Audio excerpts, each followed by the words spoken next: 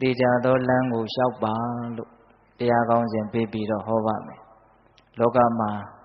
မသေးချာမရေရာတဲ့လမ်းတွေလည်းအများကြီးရှိတာပဲလျှောက်ရကြိုးမနှက်တဲ့လမ်းတွေကျင့်သုံးရကြိုးမနှက်တဲ့အကျင့်တွေဆိုတာလောကကြီးမှာအများကြီးရှိတာပဲဒါကြောင့်ကိုယ့်ရဲ့ကိုယ်ပိုင်ဉာဏ်နဲ့ချင့်ချိန်သုံးသပ်ဆင်ခြင်ပြီးတော့လှုပ်တဲ့လှုပ်ထိုက်တာကိုလှုပ်ကြဖို့ရှောင်တဲ့ရှောင်လိုက်တာကိုရှောင်ကြဖို့အင်မတန်တဘာဝကျစွာမြတ်စွာဘုရားဟောကြားခဲ့တဲ့အလွန်တန်ဖိုးကြီးတဲ့သုတ်တန်တစ်ပုဒ်ဟုတ်ရလားအဲ့ဒါကိုဦးဇင်းတို့တဏှာကြီးပို့ပို့လောက်အချင်းယူပြီးတော့တေချာသောလမ်းကိုလျှောက်ပါလို့တရားကောင်းစဉ်ပေးပြီးတော့ပေတပေါင်းတော်ကောင်းတို့ကိုဟောပါမယ်နော်ဒီတရားတော်ကိုမဟောကြားသေးခင်မနာကြသေးခင်မှာတရားတော်အလုံးကိုဟောကြားတော်မူခဲ့တဲ့ဘုရားရှင်ကိုတော်မြတ်ရဲ့အင်မတန်အေးချမ်းကြည်လင်တော်မူတဲ့မဟာကရုဏာကိုသိစဉ်အားတရားလုံးစုံကိုသိတော်မူမြင်တော်မူတဲ့တပ္ပိညုတဉာဏ်ဒီဟုသောပညာကိုဒုမဟာကရုဏာကိုပညာကိုနှစ်ပါးစုံတို့ဖြင့်ပြည့်စုံတော်မူတဲ့ဘုရားရှင်ကိုတော်မြတ်ကိုယုတိမြတ်တို့ရှိခိုးပူဇော်ကြအောင်စို့အလုံးလက်ဥချီမှုပြီးတော့အာယုံပြုကြရအောင်ကရုဏာတိတလဟရယံပညာပိဇောတဝိဟတမောဟဓမ္မသာနရမရလောကကေတုံဝန္တိဒုက္ကတံဂတိဝိမု ढ ံကရုဏာတိတလဟရယံမဟာကရုဏာတော်ဖြင့်ဤမြသောစိတ်နှလုံးလည်းရှိတော်မူပါ၏ထသောပညာပိဇောတဝိဟတမောဟဓမ္မံအရဟတမေတိဟုသောအယဝလင်းဖြင့်ဝိဇ္ဇာတိဟုသောမိုက်မောင်ကိုဖယ်ခွာတော်မူပြီးထသောသာနရမရလောကကတုံလူနှင့်မြမတတ္တဝါနန္ဒတို့၏ကြောက်ထီတန်တို့အလေးကလူပြုရာတဆူရီသောဆရာသခင်လည်းဖြစ်တော်မူပါ၏ထသောဂတိဝိမု ढ ံဒေဝမနုဿာနိရယနှင့်ပေတတရိစ္ဆာလာယရှိငါတန်သောဂတိတို့မှလိထိုသဖြင့်ကင်းလွတ်တော်မူပြီးထသောဒုက္ကတံတတ္တဝါတို့အားအကျိုးများကြောင့်ဟုတ်မှန်သောစကားကောင်းကိုသာမျက်ဆိုတော်မူပါ၏ထသောဗုဒ္ဓံသစ္စာလေးရတရားမြတ်ကိုလက်ပေါ်တင်ထားပါရမကဲ့သို့ပြတ်သားထင်းထင်းသိမြင်ပေတတ်ဘုရားရှင်ကိုယ်တော်မြတ်ကြီးကိုမေယံတရားဟောပုဂ္ဂိုလ်တရားနာပုဂ္ဂိုလ်ခေါ်ဆိုပညတ်ပရမတ်မမူယုံနံနှဖျားဖြစ်ကြပါသောဘုရားတပည့်တော်တို့သည်ဝိနိဝနာမှာကာယဝစီမနောချီ၍သုံးလီဒွါရပနာမဖြင့်ဒုက္ခယုတ်ကျိုးလက်ဆုံမိုးကရှိခိုးဥညွတ်ပါ၏မြတ်စွာဘုရား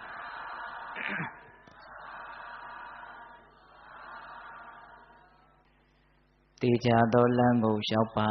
တဲ့ကေတမုဒ္တိသုတ်တံကိုစတင်ပြီးတော့နာယူကြည်ညိုကြရအောင်မြတ်စွာဘုရားလက်ထက်တော်ခါကကောသလတိုင်းမှာကေတမုဒ္တိနိဂုံးဆိုတဲ့အင်မတန်ထင်ရှားတဲ့စီကားတဲ့ရွာကြီးတစ်ရွာရှိတယ်အဲ့ဒီရွာကြီးကအင်မတန်အချက်ချာကြတဲ့တောအုပ်ကြီးတစ်ခုရဲ့အဝမှာရှိတယ်အဲ့ဒီတောခရီးကိုဖြတ်ချင်တယ်ဆိုရင်အဲ့ဒီရွာကိုဝင်ပြီးတော့တဲရတယ်အဲ့ဒီတောကနေပြီးတော့ထွက်လာရင်လည်းအဲ့ဒီရွာကိုတဲရတယ်ပေါ့အဲ့တော့အဲ့ဒီရွာကအသွားအလာအင်မတန်များတဲ့စီကားတဲ့လူသူအယောက်ပေါက်အင်မတန်များတဲ့အချက်ချာကြတဲ့ရွာကြီးတစ်ရွာပေါ့အဲ့ဒီတော့မြတ်စွာဘုရားကတနေ့တော့အဲ့ဒီကေတမုဒ္တိနိဂုံးရွာကြီးကိုကြွသွားတော့အဲ့ဒီရွာမှာရှိကြတဲ့အဲ့ဒီနိဂုံးကိုအုပ်ချုပ်ကြတဲ့ကာလမမင်းတွေကမြတ်စွာဘုရားကြီးကိုရောက်လာကြတယ်မြတ်စွာဘုရားရဲ့အရဟံစဘဂဝါအဆုံးအင်မတန်ကြီးကျယ်တဲ့ဂုဏ်တော်၉ပါးနဲ့ထင်ရှားကြော်ကြတာဆိုတော့ဒီလိုယဟန်သူမြတ်တစ်ပါးတို့ရာကိုရောက်လာတာတို့သွားပြီးတော့ဖူးမြော်ကြမယ်ဆိုပြီးတော့အဲ့ဒါကာလမမင်းတွေမြတ်စွာဘုရားကြီးကိုရောက်လာတယ်ရောက်လာပြီးတော့သူတို့ဘာလျှောက်လဲဆိုတော့မြတ်စွာဘုရားတဲ့တပည့်တော်တို့ရွာကလမ်းပန်းအချက်ချာအင်မတန်ကြတာဆိုတော့မျိုးမျိုးသောလူတွေဖြတ်တန်းသွားလာကြတယ်အထူးသဖြင့်အမျိုးမျိုးသောအယူအဆရှိကြတဲ့တမနာဗြဟ္မဏအမိခံကြတဲ့ပုဂ္ဂိုလ်တွေလည်းပဲဒီရွာကိုရောက်လာကြတယ်ပြန်လဲထွက်ခွာသွားကြတယ် ရောက်လာတိုင်းအဲ့ဒီသမဏပြမဏအမိခံထားကြတဲ့အမျိုးမျိုးသောအယူဝါဒရှိကြတဲ့ပုဂ္ဂိုလ်တွေဟာသူတို့ရဲ့အယူဝါဒတွေကိုပြောကြတယ်ဟောကြတယ်တဲ့အဲ့ဒါလိုပြောကြဟောကြတဲ့အခါမှာသူတို့ရဲ့အယူဝါဒတွေကိုကြတော့အမွှန်းတင်ပြီးတော့တပါးသောပုဂ္ဂိုလ်တို့ရဲ့အယူဝါဒကိုကြတော့နှိမ့်ချပြီးတော့ရှုံချပြီးတော့ကိုယ်အယူဆပြီးသားလဲမှန်တယ်ကောင်းတယ်မွန်မြတ်တယ်ဆိုတဲ့အဓိပ္ပာယ်နဲ့ဒီလိုပဲပြောသွားကြတာပဲတဲ့ပြောသွားကြတဲ့တမနာပြမနာအမိခံရတဲ့ပုဂ္ဂိုလ်တွေဟာကိုယ်အယူဝါဒကိုအမွှန်းတင်တပါးသောသူရဲ့အယူဝါဒကိုကြတော့ပြစ်တင်ရှုံချပြီးတော့ပြောသွားကြတယ်တဲ့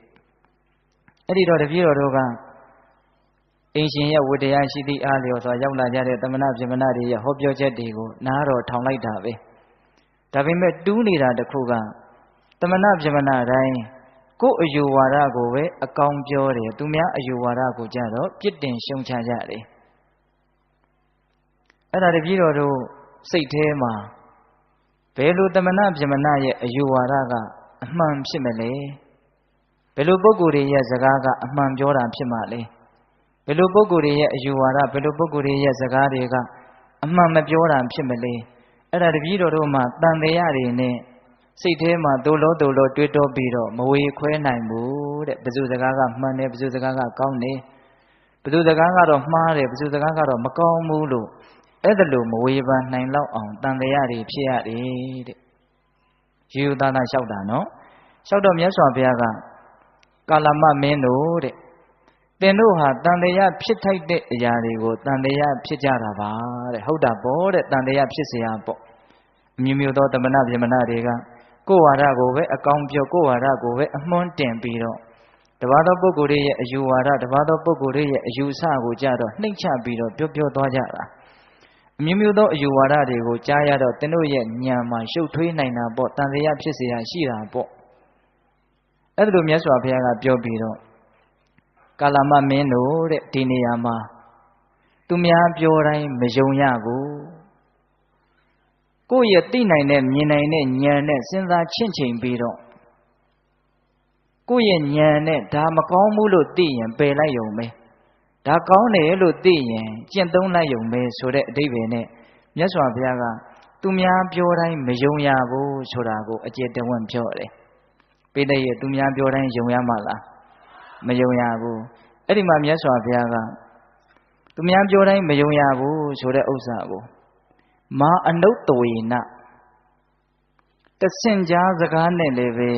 ဒါအမှန်တရားဒါဟုတ်ပြီဒါမှန်ပြီဒါကောင်းပြီလို့မယုံလိုက်ပါနဲ့အောင်တဲ့မာအနုတ္တဝေနတဆင့်ကြားစကားနဲ့လည်းပဲမယုံပါနဲ့တဲ့ကောင်းတယ်မှန်တယ်လို့မယုံလိုက်ပါနဲ့အောင်တဲ့ဟုတ်လားနောက်ပြီးတော့မာပရံပရာယရိုးရာအစဉ်အလာရလက်ခံခဲ့တဲ့အရာတွေမို့လို့ဒါအကောင်းတွေပဲဒါအမှန်တွေပဲလို့လက်မခံလိုက်ပါနဲ့အောင်မယုံလိုက်ပါနဲ့အောင်တဲ့တချို့အစဉ်အလာရရှေးဟောင်းအစဉ်အလာရလက်ခံထားတာတွေရှိတယ်ရှေးဟောင်းအစဉ်အလာတိုင်းကောင်းတယ်လို့ပြောလို့မရဘူးနော်ရှေးထုံးမပယ်နဲ့ဈေးသုံးမကျွယ်နဲ့ဆိုတဲ့စကားပုံရှိတာတော့ရှိတာပေါ့သို့တော်လည်းပဲမကောင်းတဲ့ရှေးဟောင်းထုံးတမ်းစဉ်လာတွေကမရှိဘူးလားရှိတာပေါ့ဒါကြောင့်မြတ်စွာဘုရားကမဟာပရံပရာယဒါအစဉ်အလာလက်ခံခဲ့တဲ့အရာတွေပဲဆိုပြီးတော့လည်းပဲမယုံလိုက်ပါနဲ့အောင်တဲ့ဟုတ်ရဲ့လားနောက်ပြီးတော့မာဣတိကိဒါယဟာဒါကဒီလိုတဲ့လို့တစုံတစ်ယောက်ကဟာဒီလိုတဲ့လို့ပြောလိုက်တာနဲ့လည်းပဲကြားလိုက်တာနဲ့လည်းပဲမယုံလိုက်ပါနဲ့အောင်တဲ့အဲ့ဒါလို့ကြားတိုင်းကအမှန်ဖြစ်နိုင်မလားမဖြစ်နိုင်ဘူးဒါဒီလိုပြောတာတဲ့ဒီလိုတဲ့တခါတလေကောလာဟလတွေရှိနေတာမရှိဘူးလားရှိတာပေါ့ဟုတ်ရဲ့လားဒါကြောင့်မြတ်စွာဘုရားကမာဣတိကိရာယဒါဒီလိုတဲ့လို့ပြောတာနဲ့လည်းပဲအမှန်လို့လက်မခံလိုက်ပါနဲ့အောင်တဲ့ဟုတ်ရဲ့လားနောက်ပြီးတော့မာပိဋကတံပရာနေနဒါတို့လက်ကျင့်သင်ကြားထားတဲ့တို့ကျမ်းစာတွေထဲကလာတဲ့စကားတွေပဲတို့သင်ထားတဲ့စာပေတွေထဲကလာတဲ့စကားတွေပဲဆိုပြီးတော့လည်းပဲအမှန်လို့မယုံလိုက်ပါနဲ့အောင်တဲ့ဟောပိဋကရဲ့ဒီနေရာမှာပိဋကတံပရာနေနဆိုတဲ့နေရာမှာမြတ်စွာဘုရားဟောထားတဲ့ပိဋကသုံးပုံကိုဆိုလိုတာမဟုတ်ဘူးဟုတ်လားကိုယ့်ရဲ့ရိုးရာအစဉ်အလာသင်ကြားတဲ့စာပေပေါ့ဟုတ်လားဒီနေရာမှာဦးဇင်းတို့ ဒီကနေ့ခေတ်စာပေတွေကလည်းပို့ပြီးတော့ကျပြန့်လာတော့ဆရာတော်ကြီးဒေါက်တာအရှင်နန္ဒမာလာဟောထားတဲ့တရားထဲမှာတောင်ဦးဇင်းတို့နာရတယ်အင်္ဂလိပ်လိုရေးထားတဲ့ကျမ်းစာတွေရှိတယ်တဲ့မြတ်စွာဘုရားရဲ့အယူအဆမဟုတ်ဘဲနဲ့ရေးထားပြီးတော့အဲ့ဒါဗုဒ္ဓဇင်းဆိုပြီးတော့ဗုဒ္ဓဘာသာအမည်ခံပြီးတော့ထုတ်ဝေထားတဲ့အင်္ဂလိပ်လိုရေးထားတဲ့ကျမ်းစာတွေအများကြီးရှိတယ်တဲ့ပြီးတဲ့ရစာအုပ်ထဲကတွေ့တာပဲဆိုပြီးတော့အမှန်လို့လက်ခံလို့ရမလားမရဘူးစာအုပ်မှာလည်းပဲအမကန်ချက်ရှိတယ်လို့ပြောလို့မရဘူးဟုတ်လားဟိုရှေးတုန်းကကတလာဓမ္မအကတလာဓမ္မဘုန်းကြီးကအဲ့လိုပြောတော့တိပြင်တစ်ပါးကဟာငါရှင်ကုတလာဓမ္မအကုတလာဓမ္မပဲငါကြားဘူးတယ်နော်မဟုတ်ဘူးတဲ့ငါတို့ပေစာတွေထဲမှာငါတို့ကျောင်းကပေစာထဲမှာကတလာဓမ္မအကတလာဓမ္မပဲပါတယ်အဲ့ဒါနဲ့ကျောင်းကပေစာသွားကြည့်တော့တချောင်းမြင်ကပိုးထိုးနေတယ်တဲ့ဟုတ်လားပိဋကရေစာတွေကပါတာတိုင်းအကုန်ယုံလို့ရမလားမရဘူးဟုတ်ရဲ့လားဒါကြောင့်မြတ်စွာဘုရားကမပိဋကတံပရာနေနစာတွေကပါတယ်ဆိုပြီးတော့လည်းအမှန်လို့လက်မခံလိုက်ပါနဲ့အောင်တဲ့ဟုတ်ရဲ့လားနောက်ပြီးတော့မာတက္ကဟေတုလောချစ်နီးဆိုတာရှိတယ်ဦးဇင်းတို့အဖမှန်လန်လန်ပြန်ပြီးတော့စဉ်းစားတဲ့နီးပေါ့ဟုတ်လားအဲ့ဒါလို့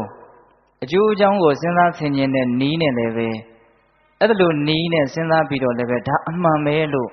လက်မခံလိုက်ပါနဲ့အောင်တဲ့နောက်မာနယဟေတုတဲ့အနုမာနနီးနဲ့မှန်းဆပြီးတော့နော်အမျိုးမျိုးဖုံဖုံစဉ်းစားပြီးတော့နီးတစ်ခုကိုအားကိုးပြုပြီးတော့အဲ့ဒီနီးအရာစဉ်းစားလိုက်လို့အဲ့ဒီနီးအရာအဖြေရှာလိုက်လို့ရတာကိုလည်းပဲအမှန်လို့လက်မခံလိုက်ပါနဲ့ဦးမယုံလိုက်ပါနဲ့ဦးနဲ့ဟုတ်ရဲ့လားမာတက္ကဟေတုမာနယဟေတုမာအာကာရပရိဝိတကေနတဲ့အခြေအနေရရက်ကိုအမျိုးမျိုးဖုံဖုံဆင်ခြင်သုံးသပ်ပြီးတော့ကြည်ကြည်ပြန့်ပြန့်သုံးသပ်ပြီးတော့ဒါတော့ဟုတ်တော့ပြီဒါတော့ယုတ်တိရှိတယ်ဆိုလည်းပဲလက်မခံလိုက်ပါနဲ့ဦးနဲ့ဟုတ်ရဲ့လားမာဒိဋ္ဌိနိစ္စနခန္တိယာဒါကတော့ငါအကြိုက်ကလေးနဲ့ကြိုက်တယ်ငါသဘောနဲ့ဒါကတော့တော်တော်တိုက်ဆိုင်တယ်အမလီကိုသဘောနဲ့တိုက်ဆိုင်ယုံမျှနဲ့လည်းပဲအဲ့ဒါမယုံလိုက်ပါနဲ့ဦးနဲ့အမှန်တော့လက်မခံလိုက်ပါနဲ့ဦးနဲ့ပိဋကရေမယုံဖို့ကြီးပြောနေတာတော့မြတ်စွာဘုရားကဟုတ်လားနော်ဒီနေရာမှာမယုံဖို့တွေကိုအများကြီးပြောတယ်ဟုတ်ရဲ့လားပြီးတော့မြတ်စွာဘုရားကမာဘဗ္ဗရူပတာယဟောတာဟာကတော့တကယ့်ကိုမှတ်သားထိုက်တဲ့အရာဒါလေးကတော့သဘာဝကျလိုက်တာမှတ်သားထိုက်တယ်ဆိုယုံမျှနဲ့လည်းပဲလက်မခံလိုက်ပါနဲ့အောင်နဲ့အမှန်လို့မယုံလိုက်ပါနဲ့အောင်နဲ့ဟုတ်လားနောက်ပြီးတော့မာသမနောနောဂရုဟောတာကတော့ငါတို့ကိုးကွယ်တဲ့ယဟန်ငါတို့အားထားတဲ့ဆရာကပြောတဲ့စကားဆိုယုံမျှနဲ့လည်းပဲမယုံလိုက်ပါနဲ့အောင်နဲ့ပြောတာမှအများကြီးနော်ဒါဥရှင်တို့ဒေသနာတော်တွေထဲမှာမာ10ချက်ဆိုပြီးတော့ထင်ရှားတယ်ဟုတ်ရဲ့လားမာသမနောနောဂရုတဲ့ငါတို့ရဲ့ဆရာငါတို့ကိုးကွယ်တဲ့ယဟန်ဒါကပြောထားတာဒီလိုပုဂ္ဂိုလ်ကပြောထားတာဆိုပြီးတော့လည်းပဲဒါကိုစိတ်ချလက်ချကြီးမယုံလိုက်ပါနဲ့အောင်နဲ့မယုံစရာတွေကိုအရင်ပြောတယ်နော်အေးသူများပြောလို့မယုံနဲ့ကိုယ်အတွေးနဲ့ကိုဟုတ်လာပြီဆိုလို့လည်းမယုံနဲ့ရှေးဟောင်းနောက်ရှေးတုန်းကအစဉ်အလာမှုလို့လည်းမယုံနဲ့ဒါဥစဉ်တို့ခွေတွေလည်းရိုက်ထားတာရှိတော့ဒီ10ချက်ကိုပြန်မပြောတော့ဘူးဟုတ်ရဲ့လားအေးအဲ့ဒါလိုမြတ်စွာဘုရားကဒီလိုသူများပြောယုံမျှနဲ့ကိုယ်တိုင်သဘာဝကျလာပြီလို့ထင်ယုံမျှနဲ့တွေးယုံမျှနဲ့ကိုယ်အကြိုက်နဲ့ကိုက်ညီယုံမျှနဲ့ဒါအမှန်တရားလို့ပြောလို့မရပါဘူးတဲ့အမှန်တရားတွေကိုဒီနည်းနဲ့ရှာလို့မရပါဘူးတဲ့ဟုတ်ရဲ့လားအဲ့ဒီနေရာမှာကိုယ့်ရဲ့သိနိုင်တဲ့မြင်နိုင်တဲ့ဉာဏ်ကိုဉာဏ်ကိုပဲအားကိုးဖို့မြတ်စွာဘုရားကရည်ရွယ်ပြီးတော့ပြောတာပါဟုတ်လားကိုယ့်ရဲ့ဉာဏ်နဲ့စဉ်းစားပါတဲ့။ကဲငါမေးမယ်တဲ့မြတ်စွာဘုရားကကာလမမင်းတို့လောဘဆိုတဲ့သဘောတရားဟာအကုသိုလ်လို့ပြောမလားကုသိုလ်လို့ပြောမလားဒီနေရာမှာအကုသိုလ်ကုသိုလ်ဆိုတာတဲ့ကောင်းတဲ့တရားလားမကောင်းတဲ့တရားလားအပြစ်ရှိတဲ့တရားလားအပြစ်မရှိတဲ့တရားလားလို့စဉ်းစားပါတဲ့လူကျင်နဲ့ရကျင်နဲ့ဆိုတဲ့စိတ်ဟာအပြစ်ရှိတဲ့တရားလားအပြစ်မရှိတဲ့တရားလားကောင်းတဲ့တရားလားမကောင်းတဲ့တရားလားမကောင်းဘူးပေါ့ဒါသိနိုင်တာပဲနော်ဒီလောဘဆိုတာဖြစ်လာတော့တတ်ချင်းဆိုတာဖြစ်လာတယ်ခိုးခြင်းဆိုတာဖြစ်လာတယ်ကာမဂုဏ်မှားယွင်းခြင်းဆိုတာဖြစ်လာတယ်ဟုတ်လားလိန်ညာပြောဆိုခြင်းဆိုတာဖြစ်လာတယ်သူများကိုလည်းပဲတတ်ဖို့ခိုးဖို့ကာမကိစ္စဖောက်ပြန်ဖို့လိန်ညာဖို့တိုက်တွန်းတာတွေစေခိုင်းတာတွေဖြစ်လာနိုင်တယ်အဲ့ဒါမျိုးတွေဖြစ်လာပြီဆိုလို့ရှိရင်ရှီမြင့်စွာသောကာလပတ်လုံးအဲ့ဒီပုဂ္ဂိုလ်နဲ့တကွာအဲ့ဒီပုဂ္ဂိုလ်နိစ္စရာလောကကြီးဟာ ဆင်းရဲဒုက္ခတွေနဲ့အများကြီးဒုက္ခရောက်ကြမှာပဲတဲ့ဒါကြောင့်သင်္ချစ်သားတို့စဉ်းစားပါလောဘဆိုတာကောင်းတဲ့တရားလားမကောင်းတဲ့တရားလားအပြစ်ရှိတဲ့တရားလားအပြစ်မရှိတဲ့တရားလားကိုယ်တိုင်ဉာဏ်နဲ့သိနိုင်ပါတယ်တဲ့ဒီနေရာမှာပိဿပေါင်းသူတော်ကောင်းတို့လည်းပဲတရားနာရင်းနဲ့စဉ်းစားပါဒီလိုခြင်းနဲ့မမိုးတယ်တွေ့တာတယ်ဆွဲလန်းတယ်ဆိုတဲ့တဏှာလောဘຢာကလောဘဒီလောဘဆိုတဲ့သဘောတရားတွေဟာကောင်းတဲ့တရားလားဆိုတဲ့တရားလားဆိုတာကွယ်ကွယ်ပြားပြားသိဖို့လိုမယ်တကယ်တမ်းကတော့မကောင်းတဲ့တရားပဲအပြစ်ရှိတဲ့တရားပဲအရှင်ဘုရားကိုမိသားစုလေးကိုတွေ့တာကိုပစ္စည်းဥစ္စာကိုဆွဲလန်းတာကိုအတိုင်းဝိုင်းလေးကိုသားသမီးလေးကိုချစ်တာဆွဲလန်းတာအပြစ်ရှိသလားဖေရလို့မေးကြည့်ပါအပြစ်ရှိတာပေါ့ဒီနေရာမှာအပြစ်ဆိုတာဘာကိုပြောတာတော့အပြစ်ဆိုတာ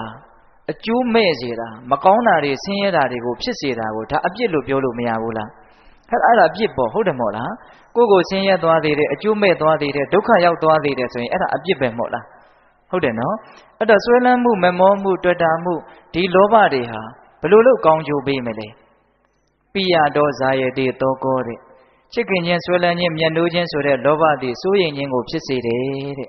တရားဓမ္မတို့ဦးဇင်းတို့ရဲ့ဘဝမှာစိုးရိမ်ရတာတွေပူပန်ရတာတွေကြောက်ကြရတာတွေဟာအဲ့ဒီချစ်ရတဲ့မြတ်နိုးရတဲ့ဆွဲလန်းရတဲ့အရာတွေနဲ့ပတ်သက်ပြီးတော့ဒုက္ခဖြစ်ကြတာမဟုတ်လား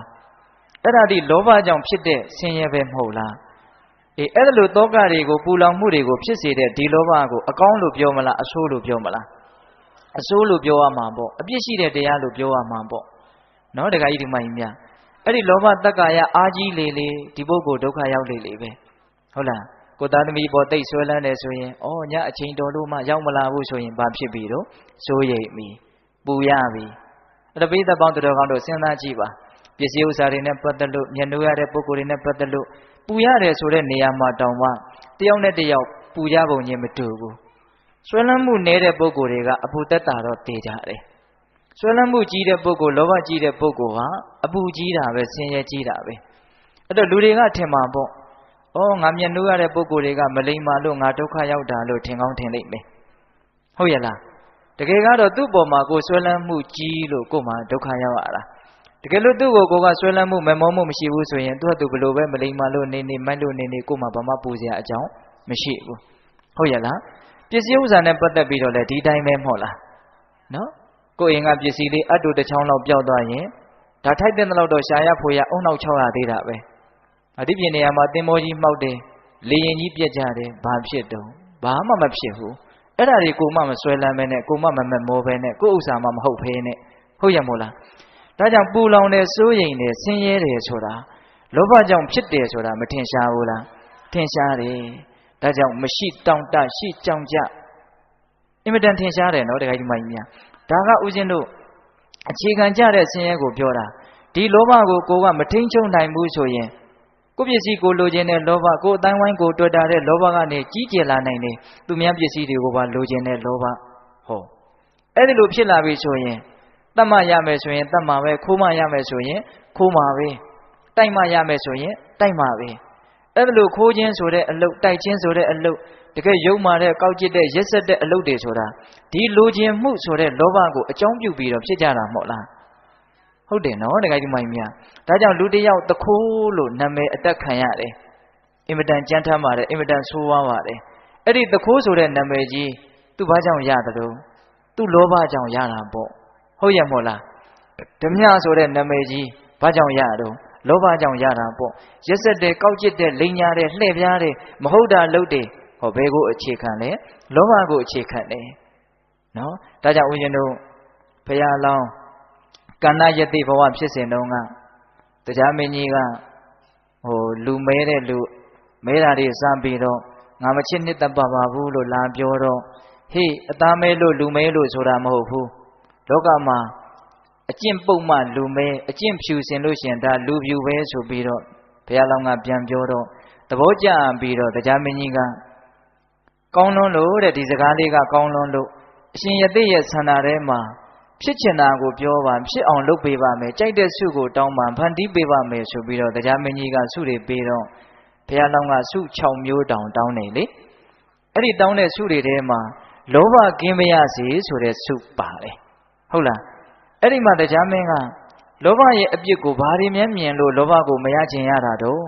လောဘမှာဘာအပြစ်ရှိလို့ပြောတော့ဦးဇင်းတို့ဘုရားလောင်းကြီးကလောဘရဲ့အပြစ်ကိုအကျဉ်းဆုံးအဆင့်ကိုထုတ်ပြရတယ်အာလောဘတာဟတာကာရာနိဂတိဝဉ္စနာနိသဒိဋ္ဌံဒီလောဘဓမေတုတတ္တမလောဘနာရောစယေတရားမင်းတဲ့ရင်ပေါ်မှာဒုတ်တို့ဓာတ်တို့လက်နှစ်တို့ကိုတင်ပြီးတော့လူရကြကြခိုးကြတာဆိုးကြတာတတ်ကြတာဖြတ်ကြတာ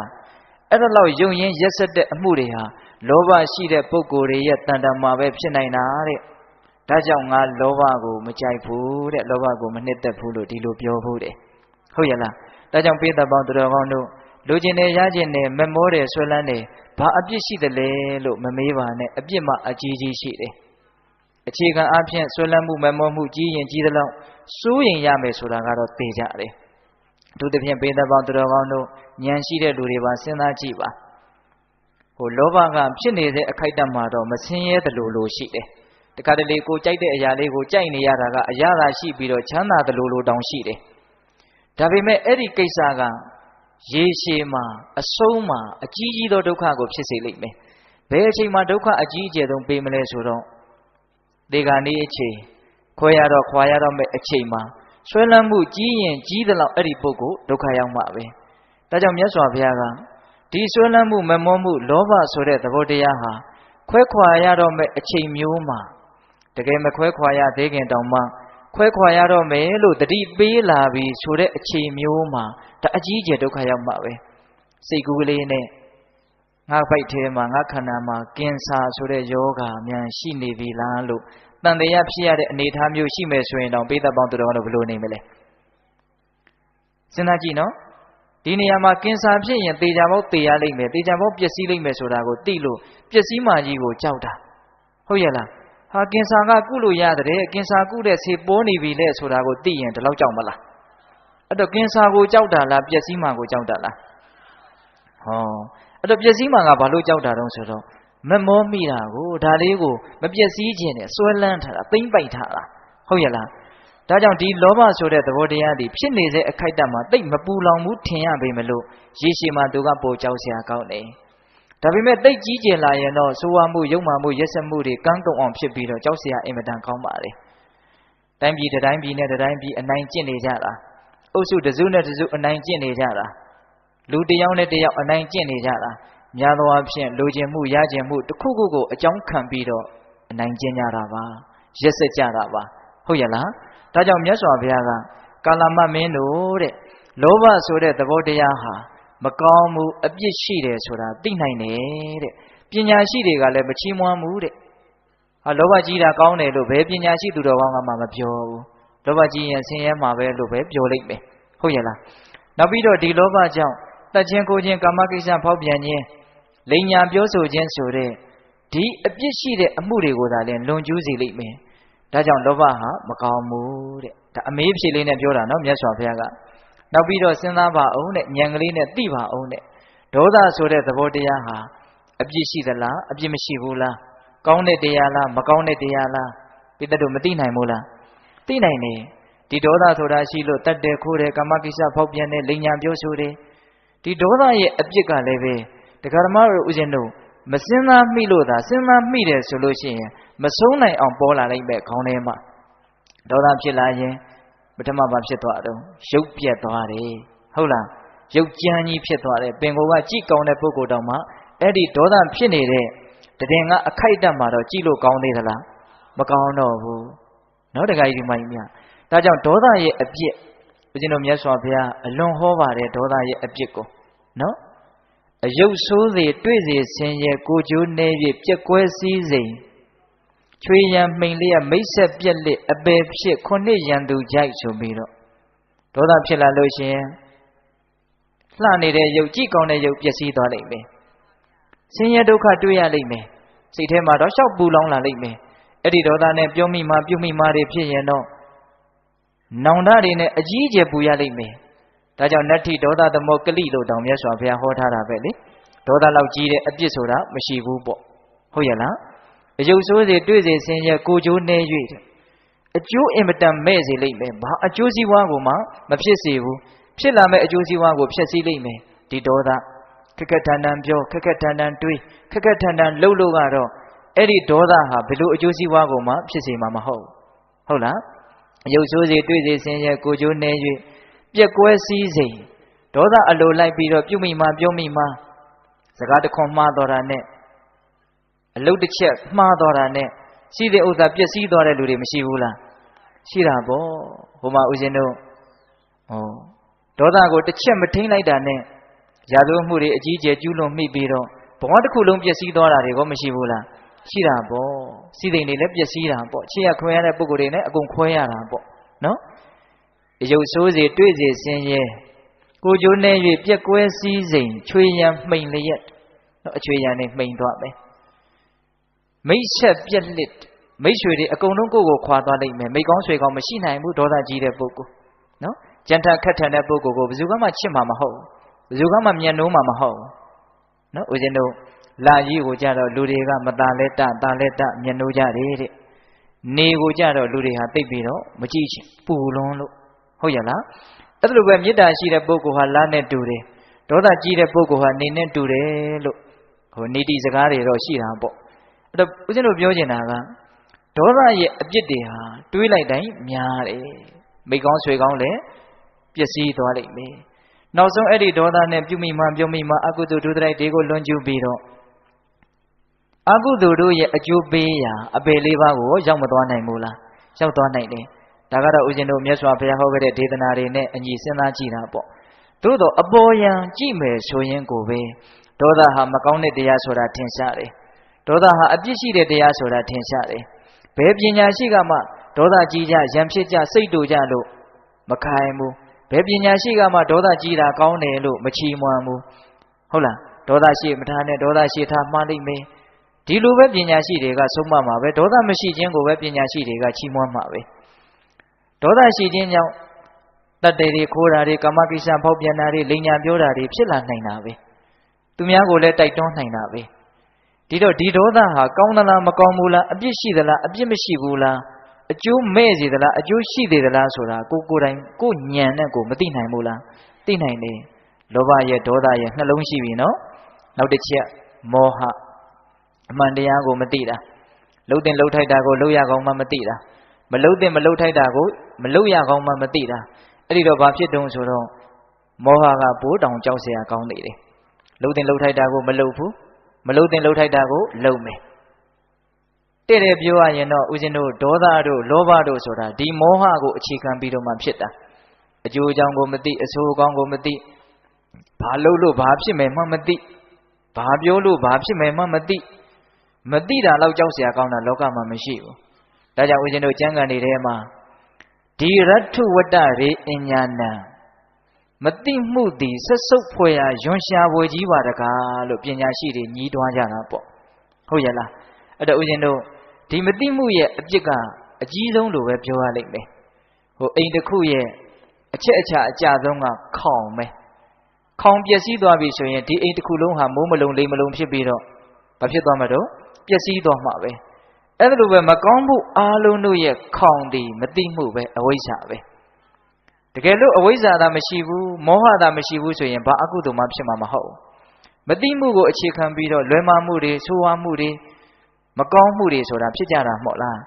ဒါကြောင့်မောဟသည်အပြစ်ရှိသလားအပြစ်မရှိဘူးလားဆိုတာမသိနိုင်ဘူးလားကောင်းတဲ့တရားလားဆိုးတဲ့တရားလားဆိုတာလည်းမသိနိုင်ဘူးလားသိနိုင်တယ်ဘာလုပ်တဲ့နဲ့ဘာမလုပ်တဲ့ဘူးဘာပြောတဲ့နဲ့ဘာမပြောတဲ့ဘူးဘယ်ဟာကကောင်းတယ်ဘယ်ဟာကဆိုးတယ်လို့ခွဲခြားမသိတော့လုံမိလို့ရလို့ပြောမိပြောရပြောဟုတ်လားအဲ့ဒီမှာတတ်မိတတ်ရတတ်ခိုးတာတွေတိုက်တာတွေမဟုတ်တာတွေအကုန်လုံးဖြစ်ပြီးတော့မောဟရဲ့အပြစ်ကိုဟောတရားဓမ္မတို့ဦးဇင်းတို့ကိုယ်ပိုင်ဉာဏ်နဲ့မသိနိုင်ဘူးလားသိနိုင်တယ်ဒါကြောင့်မြတ်စွာဘုရားကဒီလောဘဒေါသမောဟတရားတို့သည်အကျိုးမဲ့စေတဲ့တရားတွေအပြစ်ရှိတဲ့တရားတွေမကောင်းတဲ့တရားတွေပညာရှိတွေမချီးမွမ်းတဲ့တရားတွေလောကကြီးကလက်မခံတဲ့ပြစ်မှုတွေကိုကျူးလွန်စေတတ်တဲ့တရားတွေဒါကြောင့်ဒါတွေဟာမကောင်းဘူးဆိုတာကိုကာလမမင်းတို့တဲ့သင်တို့ကိုယ်ပိုင်ဉာဏ်နဲ့သိနိုင်တယ်မဟုတ်လားတဲ့သိနိုင်ပါတယ်ဖေဟာတဲ့ကဲတခါကြီးဒီမကြီးများကမသိနိုင်ဘူးလားဖေဟာဟောလို့လောဘဒေါသမောဟကအပြစ်ရှိတာလားသူ့ရဲ့ပင်ကိုယ်တဘာဝကိုကအပြစ်ရှိလို့အပြစ်ရှိတာလားအေးဖေဟာက အပြစ်ရှိသေးလို့တတ်မှတ်လိုက်လို့အပြစ်ရှိသွားတာမဟုတ်ဘုရားကတွေ့ရှိသူနော်အပြစ်ရှိတဲ့တရားမို့လို့အပြစ်ရှိတယ်ဒါတွေဟာအပြစ်ကြီးတယ်လို့တွေ့ရှိသူဟုတ်ရဲ့လားဘုရားကဖန်တီးတာမဟုတ်ဘူးတွေ့ရှိတာတဘာဝတရားကြီးကိုတွေ့ရှိတာမကောင်းတဲ့တရားကိုမကောင်းဘူးလို့ဘုရားကသိတာကောင်းတဲ့တရားကိုကောင်းတယ်လို့ဘုရားကသိတာဟုတ်ရဲ့လားအဲ့ဒီမှာမြတ်စွာဘုရားကကာလမတို့တဲ့ဒီလောဘဒေါသမောဟတို့ဒီမကောင်းတဲ့တရားအပြစ်ရှိတဲ့တရားလို့သင်္ချစ်သားတို့ရဲ့ကိုယ်ပိုင်ဉာဏ်နဲ့သိနိုင်တယ်အဲ့ဒါလို့သိတယ်ဆိုရင်သိပြီးတဲ့နောက်အဲ့ဒါကိုဖယ်ရှားဖို့ကြိုးစားရုံပဲရှိတာပဲတဲ့မကောင်းတာကြီးဆိုရင်ဘာလို့ဖို့လို့လဲဖယ်ရှားဖို့ကြိုးစားရမယ်ပယ်ဖို့ပဲကြိုးစားရမယ်မဖြစ်အောင်ပဲကြိုးစားရမယ်ဒါမလွဲနိုင်တဲ့လမ်းပဲဘာမှအယူဝါဒရေးရာတွေနဲ့ခေါင်းရှုပ်เสียရမလို့ဘူးဘာမှတန်တရားဖြစ်เสียအကြောင်းမရှိဘူးမကောင်းမှုဆိုတာတည်တည်ချာချာသိတယ်ဆိုလို့ရှိရင်ဒါပယ်နိုင်အောင်ကြိုးစားဖို့ဒါနည်းအောင်ကြိုးစားဖို့ဒါပဲရှိတယ်ပြီးတော့မြတ်စွာဘုရားကဆက်ပြီးတော့ပြောတယ်ကာလမမင်းတို့တဲ့အလောဘဆိုတဲ့မလိုချင်တဲ့တရားပေးနိုင်တဲ့ဝေနိုင်တဲ့မျှနိုင်တဲ့ဆိုတဲ့ဟုတ်လားအလောဘဆိုတဲ့လောဘရဲ့ဆန့်ကျင်ဘက်ပေါ့နော်အဲ့ဒီအလောဘဆိုတဲ့တရားဟာအပြစ်ရှိတဲ့တရားလားအပြစ်မရှိတဲ့တရားလားဆိုတာသင်္ချစ်သားတို့သိနိုင်နေတဲ့ကောင်းတဲ့တရားလားမကောင်းတဲ့တရားလားဆိုတာလည်းသိနိုင်တယ်ဟုတ်လားအဲ့ဒီအလောဘကိုအကြောင်းပြုပြီးတော့တတ်တယ်ဆိုတာမရှိဘူးခိုးတယ်ဆိုတာမရှိဘူးကာမကိစ္စဖောက်ပြန်တယ်ဆိုတာမရှိဘူးလိန်ညာပြောတယ်ဆိုတာမရှိဘူးပိဋကရဲ့မလိုချင်ခြင်းကိုအကြောင်းပြုပြီးတော့ဘာအကုသိုလ်မှမဖြစ်ဘူးဘာမကောင်းတာမှမဖြစ်ဘူးဒါကြောင့်ဒီမလိုချင်ခြင်းဆိုတဲ့အလောဘတရားဟာပညာရှိတွေချီးမွမ်းတဲ့တရားတကယ်ကောင်းတယ်လို့သိနိုင်တဲ့တရားပိဋကတို့ကမသိနိုင်ဘူးလားသိနိုင်တယ်မလိုချင်ခြင်းကိုအကြောင်းပြုပြီးတော့သူ့အတွက်အကျိုးရှိဖို့ကိုယ့်အတွက်အကျိုးရှိဖို့မြင့်မြတ်တာတွေကောင်းမြတ်တာတွေအများကြီးလုပ်နိုင်လာလိမ့်မယ်တွေးနိုင်လာလိမ့်မယ်စိတ်ဓာတ်တွေကိုအများကြီးကောင်းမလာပြီဘူးလားကောင်းလာနိုင်တာပေါ့ဒါကြောင့်အလောဘဆိုတဲ့တရားဒီကောင်းတယ်အပြစ်မရှိဘူးပညာရှိတွေချီးမွမ်းတယ်ဆိုတာကိုသင်္ချစ်သားတို့ကိုယ်တိုင်သိနိုင်တယ်မဟုတ်လားတဲ့ဟောအလောဘပေတတို့မှာဉာဏ်ပညာရှိတယ်ဘုန်းကြီးဘာဆက်ပြောမယ်ဆိုတာသိနေမယ်ထင်တယ်နော်ပြီးရင်ဘာဆက်ပြောမလို့အဒေါသဆိုတဲ့မေတ္တာဒေါသရဲ့ဆန့်ကျင်ဘက်ပေါ့တတ္တဝါတွေရဲ့ကောင်းကျိုးနဲ့ချမ်းသာကိုလိုလားတဲ့စိတ်ဒေါသကတော့တတ္တဝါတွေရဲ့အကျိုးမိမိရဲ့အကျိုးကိုဘာပဲဖြစ်နေနေဖြစ်စည်းပြစ်ခြင်းတဲ့သဘောပေါ့အဒေါသဆိုတာကအဲ့လိုမဟုတ်ဘူးဖြစ်စေခြင်းတာကောင်းတာတွေကိုဖြစ်စေခြင်းတာချမ်းသာစေခြင်းတာကောင်းသွားစေခြင်းတာအစဉ်ပြေသွားစေခြင်းတာ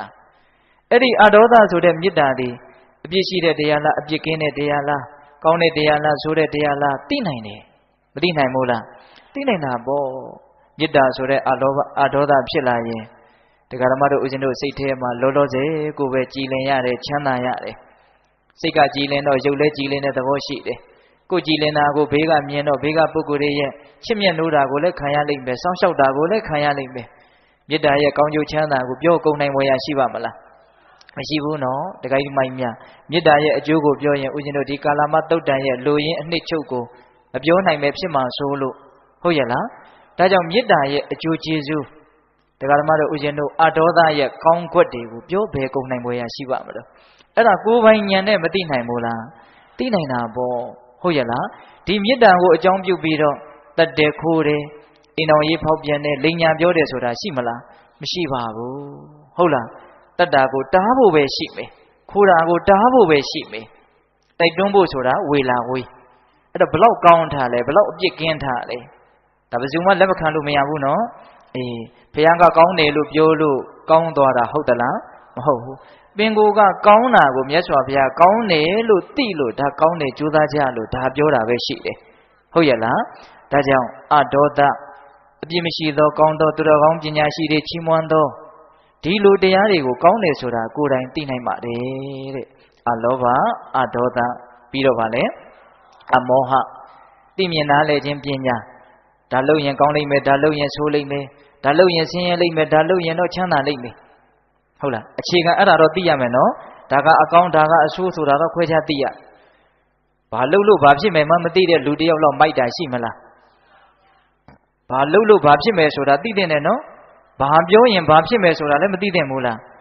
းအဲ့ဒါမသိဘူးဆိုရင်ပြောချင်ရပြောလှုပ်ချင်ရလှုပ်ပြီးတော့ဖြစ်ချင်ရတွေဖြစ်ကုန်မှာပေါ့အခုတရားဓမ္မတို့ဦးဇင်းတို့တွေလည်းပဲအဲ့ဒီဉာဏ်ပညာကတော့ပြည့်ပြည့်ဝဝရှိပြီလို့တော့မပြောနိုင်သေးဘူးဒါကြောင့်မို့လို့အလုတ်မှားအပြောမှားအတွေးမှားတွေဖြစ်ပြီးတော့အရာမှားတွေကြုံရတာမရှိဘူးလားရှိတာပေါ့ဒါဦးဇင်းတို့ကကင်းနိုင်ပြီလားမကင်းနိုင်သေးဘူး အလုံးမအပြုံမအတွေးမားတွေနဲ့ဟုတ်လားကိုမလိုချင်တဲ့ဆင်းရဲဒုက္ခတွေရနေတာမရှိဘူးလားရှိတာပေါ့ဘာကိုအခြေခံတာတော့မသိတာကိုအခြေခံတာဒါလှုပ်လိုက်ရင်ဆင်းရဲမယ်ဒါပြောလိုက်ရင်အစင်မပြေဖြစ်လိမ့်မယ်ဒီလိုတွေးလိုက်ရင်တော့စိတ်ဒုက္ခရောက်လိမ့်မယ်လို့ဒကာဓမ္မတို့ဦးဇင်းတို့ဗုဒ္ဓဘာသာဝင်မှာဆိုတဲ့ပုံကိုယ်တွေတောင်အကုန်မသိသေးဘူးဟုတ်ရဲ့လားဒါကြောင့်ပိဋကပေါင်းသူတော်ကောင်းတို့ဒါကအကောင်းဒါကအဆိုးဒါအပြစ်ရှိတယ်ဒါအပြစ်မရှိဘူးလို့ခွဲခြားပြီးတော့မသိနိုင်တဲ့မောဟပူလို့တောင်ကြောက်เสียကောင်းတယ်အဲ့ဒီမောဟရဲ့ဆန့်ကျင်ဘက်အမောဟဆိုတဲ့ပညာတရားကတော့အလွန်မြတ်နိုးเสียကောင်းတဲ့တရားပေါ့အဲ့ဒီအတိရှိလို့ရှိရင်ပိဋကရေလှုပ်တာပြောတာတွေးတာမမှန်မေဘူးလားမှန်တယ်လှုပ်တာပြောတာတွေးတာမှန်လေသမျှကိုလိုချင်တဲ့ချမ်းသာဒုက္ခမရပေဘူးလားရတယ်ခုလောကကြီးမှာတယောက်နဲ့တယောက်ရကြတာမတူဘူးပစ္စည်းဥစ္စာရကြတာတူသလားပညာရေးရကြတာတူသလားရုပ်စွာအဆုံးရုပ်ရည်ကစတယောက်နဲ့တယောက်ရထားတာမတူဘူးအဲ့ဒါလို့တယောက်နဲ့တယောက်လူဦးရေတွေကွဲပြားနေသလောက်ကိုပဲရပုံရနေခြင်းမတူကြဘူးကွဲပြားနေကြတယ်ဘာလို့အရာမတူတာတော့အလုံးမတူလို့အရာမတူတာပေါ့နော်ကံပေါ့နော်ကမ္မဆိုတာအလုံးပဲမို့လားကာယကံဝစီကံမနောကံလှုပ်ပုံကိုင်ပုံပြောပုံဆိုပုံတွေးပုံခေါ်ပုံဆိုတဲ့ဒီကံနေမတူဘူးဆိုမှတော့ဘလို့လို့အရာတူမလို့ဒါနဲ့အဲ့ဒီအလုံးကတော့ဘာလို့မတူတာတော့ဆိုတော့အခုပြောနေတဲ့အတိမတူလို့အလုံးမတူတာအမောဟအထူအပါကွာကြတာပေါ့နော်တချို့ကတိတ်တိတယ်နားလေတယ်အဲ့ဒါကတော့ပိဋကပေါင်းတုံးတို့ဆက်လေ့လာတရားတွေအများကြီးရှိတာပေါ့ဒီနေရာမှာအမောဟတိတယ်ဆိုတာဘာလဲဆိုရင်သစ္စာလေးပါးကိုတိတဲ့အဆင့်ထိသွားရမှာနော်ခန္ဓာဟာဒုက္ခပဲလောဘဟာဒုက္ခကိုဖြစ်စေတဲ့အရာပဲလောဘချုပ်မှတကယ်ဆင်းရဲချုပ်မှာပဲလောဘချုပ်ပြီးတော့ဆင်းရဲချုပ်ရာကိုမျက်မှောက်ပြုကျင်တယ်ဆိုရင်လောကကြီးဒီမမြဲဘူးဘဝဒီမမြဲဘူးယုတ်တဏ္ဍတိမမြဲဘူးလို့မမြဲတာကိုမမြဲမှန်သိတဲ့တမ္မာဒိဋ္ဌိကောင်းဆောင်တဲ့မဂ်ကင်၈ပါးကိုပွားများမှလောဘချုပ်ပြီးတော့ဒုက္ခချုပ်မှာပဲလို့သစ္စာ၄ပါးကိုဒါအနှစ်ချုပ်ပြီးတော့ပြောလိုက်တာနော်အဲ့တော့ဘိဓပေါင်းသူတော်ကောင်းတို့သိမြင်နားလည်ခြင်းဆိုတဲ့နယ်ပယ်ဟာအင်မတန်မကျေဘူးလားသိရင်သိသလောက်ဒီပုဂ္ဂိုလ်အလုတ်အကင်အပြောအဆိုအတွေးအခေါ်မှန်ပြီးတော့ချမ်းသာလိမ့်မယ်မသိရင်မသိသလောက်အလုတ်တွေမှားပြီးတော့ကိုမလိုချင်တဲ့ဆင်းရဲဒုက္ခတွေရလိမ့်မယ်ဒါကြောင့်မြတ်စွာဘုရားကအမောဟဆိုတဲ့အသိဉာဏ်တွေသူတော်ကောင်းတွေချီးမွမ်းတဲ့ပညာရှိတွေချီးမွမ်းတဲ့အပြစ်ကင်းတဲ့ကောင်းမြတ်တဲ့တရားဆိုတာသင်္ချစ်သားတို့ကိုယ်တိုင်မသိနိုင်ဘူးလားတဲ့ဘိသက်တို့သိနိုင်တယ်မို့လားသိနိုင်တယ်ဒါကြောင့်အလောဘအဒေါသအမောဟမလိုခြင်းချင်းမေတ္တာပညာနော်ဒီတရားသုံးလုံးသည်အပြစ်ကင်းတဲ့ကောင်းတယ်ဆိုတာကိုကိုယ်တိုင်သိပြီးတဲ့နောက်မှာကောင်းတယ်ဆိုရင်ကိုယ်တန်တန်မှာပြည့်စုံအောင်ကြိုးစားလိုက်ဖို့ပဲရှိတယ်တဲ့ဟုတ်ရဲ့လားပိဋကပေါင်းသူတော်ကောင်းတို့အကောင်းအဆိုးဆိုတာကိုမြတ်စွာဘုရားကတဘာဝကြကြအဲ့ဒါလိုခွဲခြမ်းဝေဖန်ပြီးတော့မပြန်ဘူးလားလောဘဒေါသမောဟတို့သည်မကောင်းဘူးအလောဘအဒေါသအမောဟတို့သည်ကောင်းတယ်ဟုတ်လားဒီနေရာမှာဦးဇင်းတို့မြတ်စွာဘုရားကအကောင်းအဆိုးကိုတမျိုးဝေဖန်ပြတာရှိသေးတယ်ဓမ္မပဒပါဠိတော်မှာဘုရားကကောင်းတယ်ဆိုလို့ကောင်းသွားတာမဟုတ်ဘုရားကဆိုးတယ်ဆိုလို့ဆိုးသွားတာမဟုတ်ဘူးဆိုတဲ့အဓိပ္ပာယ်လေးကိုပုံပေါ်အောင်ပြောချင်တာဦးဇင်းကဟုတ်ရဲ့လားနာတံကမ္မံကတံသာတို့ယံကတဝါအနုတ္တပတိယတံအတုမုခောရောဓံဝိပါကံပတိတေဝတိတဲ့အလုပ်တစ်ခုကိုလုပ်လိုက်လို့အပြောတစ်ခုကိုပြောလိုက်လို့မျက်ရည်ကြီးငယ်ကြာပြီးတော့နောင်တတွေနဲ့ပူပူလောင်လောင်ဆင်းဆင်းရဲရဲငိုကြွေးရမယ့်အလုပ်မျိုးဆိုရင်အဲ့ဒါမကောင်းဘူးတဲ့ကဲဘယ်သူညင်းနိုင်လို့ဒါကြီးလှုပ်လိုက်လို့နောင်တတွေနဲ့ပူလောင်နေရမယ်ဟုတ်လားကြီးကြီးကျယ်ကျယ်မှားမိသွားရင်တော့မျက်ရည်ကြီးငယ်ကြာပြီးတော့ငိုရလိမ့်မယ်ဆင်းရဲရလိမ့်မယ်ဒီလိုဆင်းရဲဒုက္ခမျိုးနောင်တမျိုးကိုသာဖြစ်စေတဲ့အလုပ်ဒီမကောင်းတဲ့အလုပ်ပေါ့ဟုတ်ရဲ့လားတင်းစာကမ္ပံကတံတာတို့ယံကတဝါအနုတ္တပတိယံကတဝါနာနုတ္တပတိယတပတိတောသူမနောဝိပါကံပတိတေဝတိဒီအလုပ်ကိုလုပ်လိုက်လို့နောင်တရစရာအကြောင်းမရှိဘူးပီတိတွေနဲ့နှလုံးစိတ်ဝမ်းအေးချမ်းစရာပဲရှိတယ်ဆိုရင်ဒါဒီအလုပ်ကောင်းတဲ့အလုပ်ပေါ့ဟုတ်ရဲ့လားဒါကြောင့်ပိဋကပေါင်းသူတော်ကောင်းတို့လောဘဒေါသမောဟတို့ဒီမကောင်းမှုလို့ကိုယ်ပိုင်ဉာဏ်နဲ့သိနိုင်တယ်ဒါကြောင့်သိပြီးရင်ပယ်ဖို့ကြိုးစားဖို့ပဲရှိတယ်အလောဘအဒေါသအမောဟဆိုတဲ့တရားတွေဟာကောင်းတဲ့တရားတွေလို့ကိုယ်ပိုင်ဉာဏ်နဲ့သိလို့ရတယ်သိပြီးတော့ကောင်းတယ်ဆိုရင်ဒါကိုယ်တန်တမှာပြည့်စုံအောင်လုပ်ဖို့ပဲရှိတယ်တဲ့ဒါတရားတစ်ချက်တစ်ပိုင်းပိုင်းပြီးတော့မြတ်စွာဘုရားပြောလိုက်တယ်နောက်ပါဆက်ပြောလဲဆိုတော့ကာလမတို့တဲ့ ဟောဒီလောကကြီးမှာလူတွေဆိုတာကတယောက်တည်းနေလို့ရတာမဟုတ်ဘူးပေါ့အပေါင်းနဲ့အသင်းနဲ့အုပ်စုနဲ့ဒီလိုအတိုင်းနဲ့အဝိုင်းနဲ့နေကြရတာနော်အဲ့ဒါလိုနေကြရတဲ့လူတွေမှာလူသားချင်းချင်း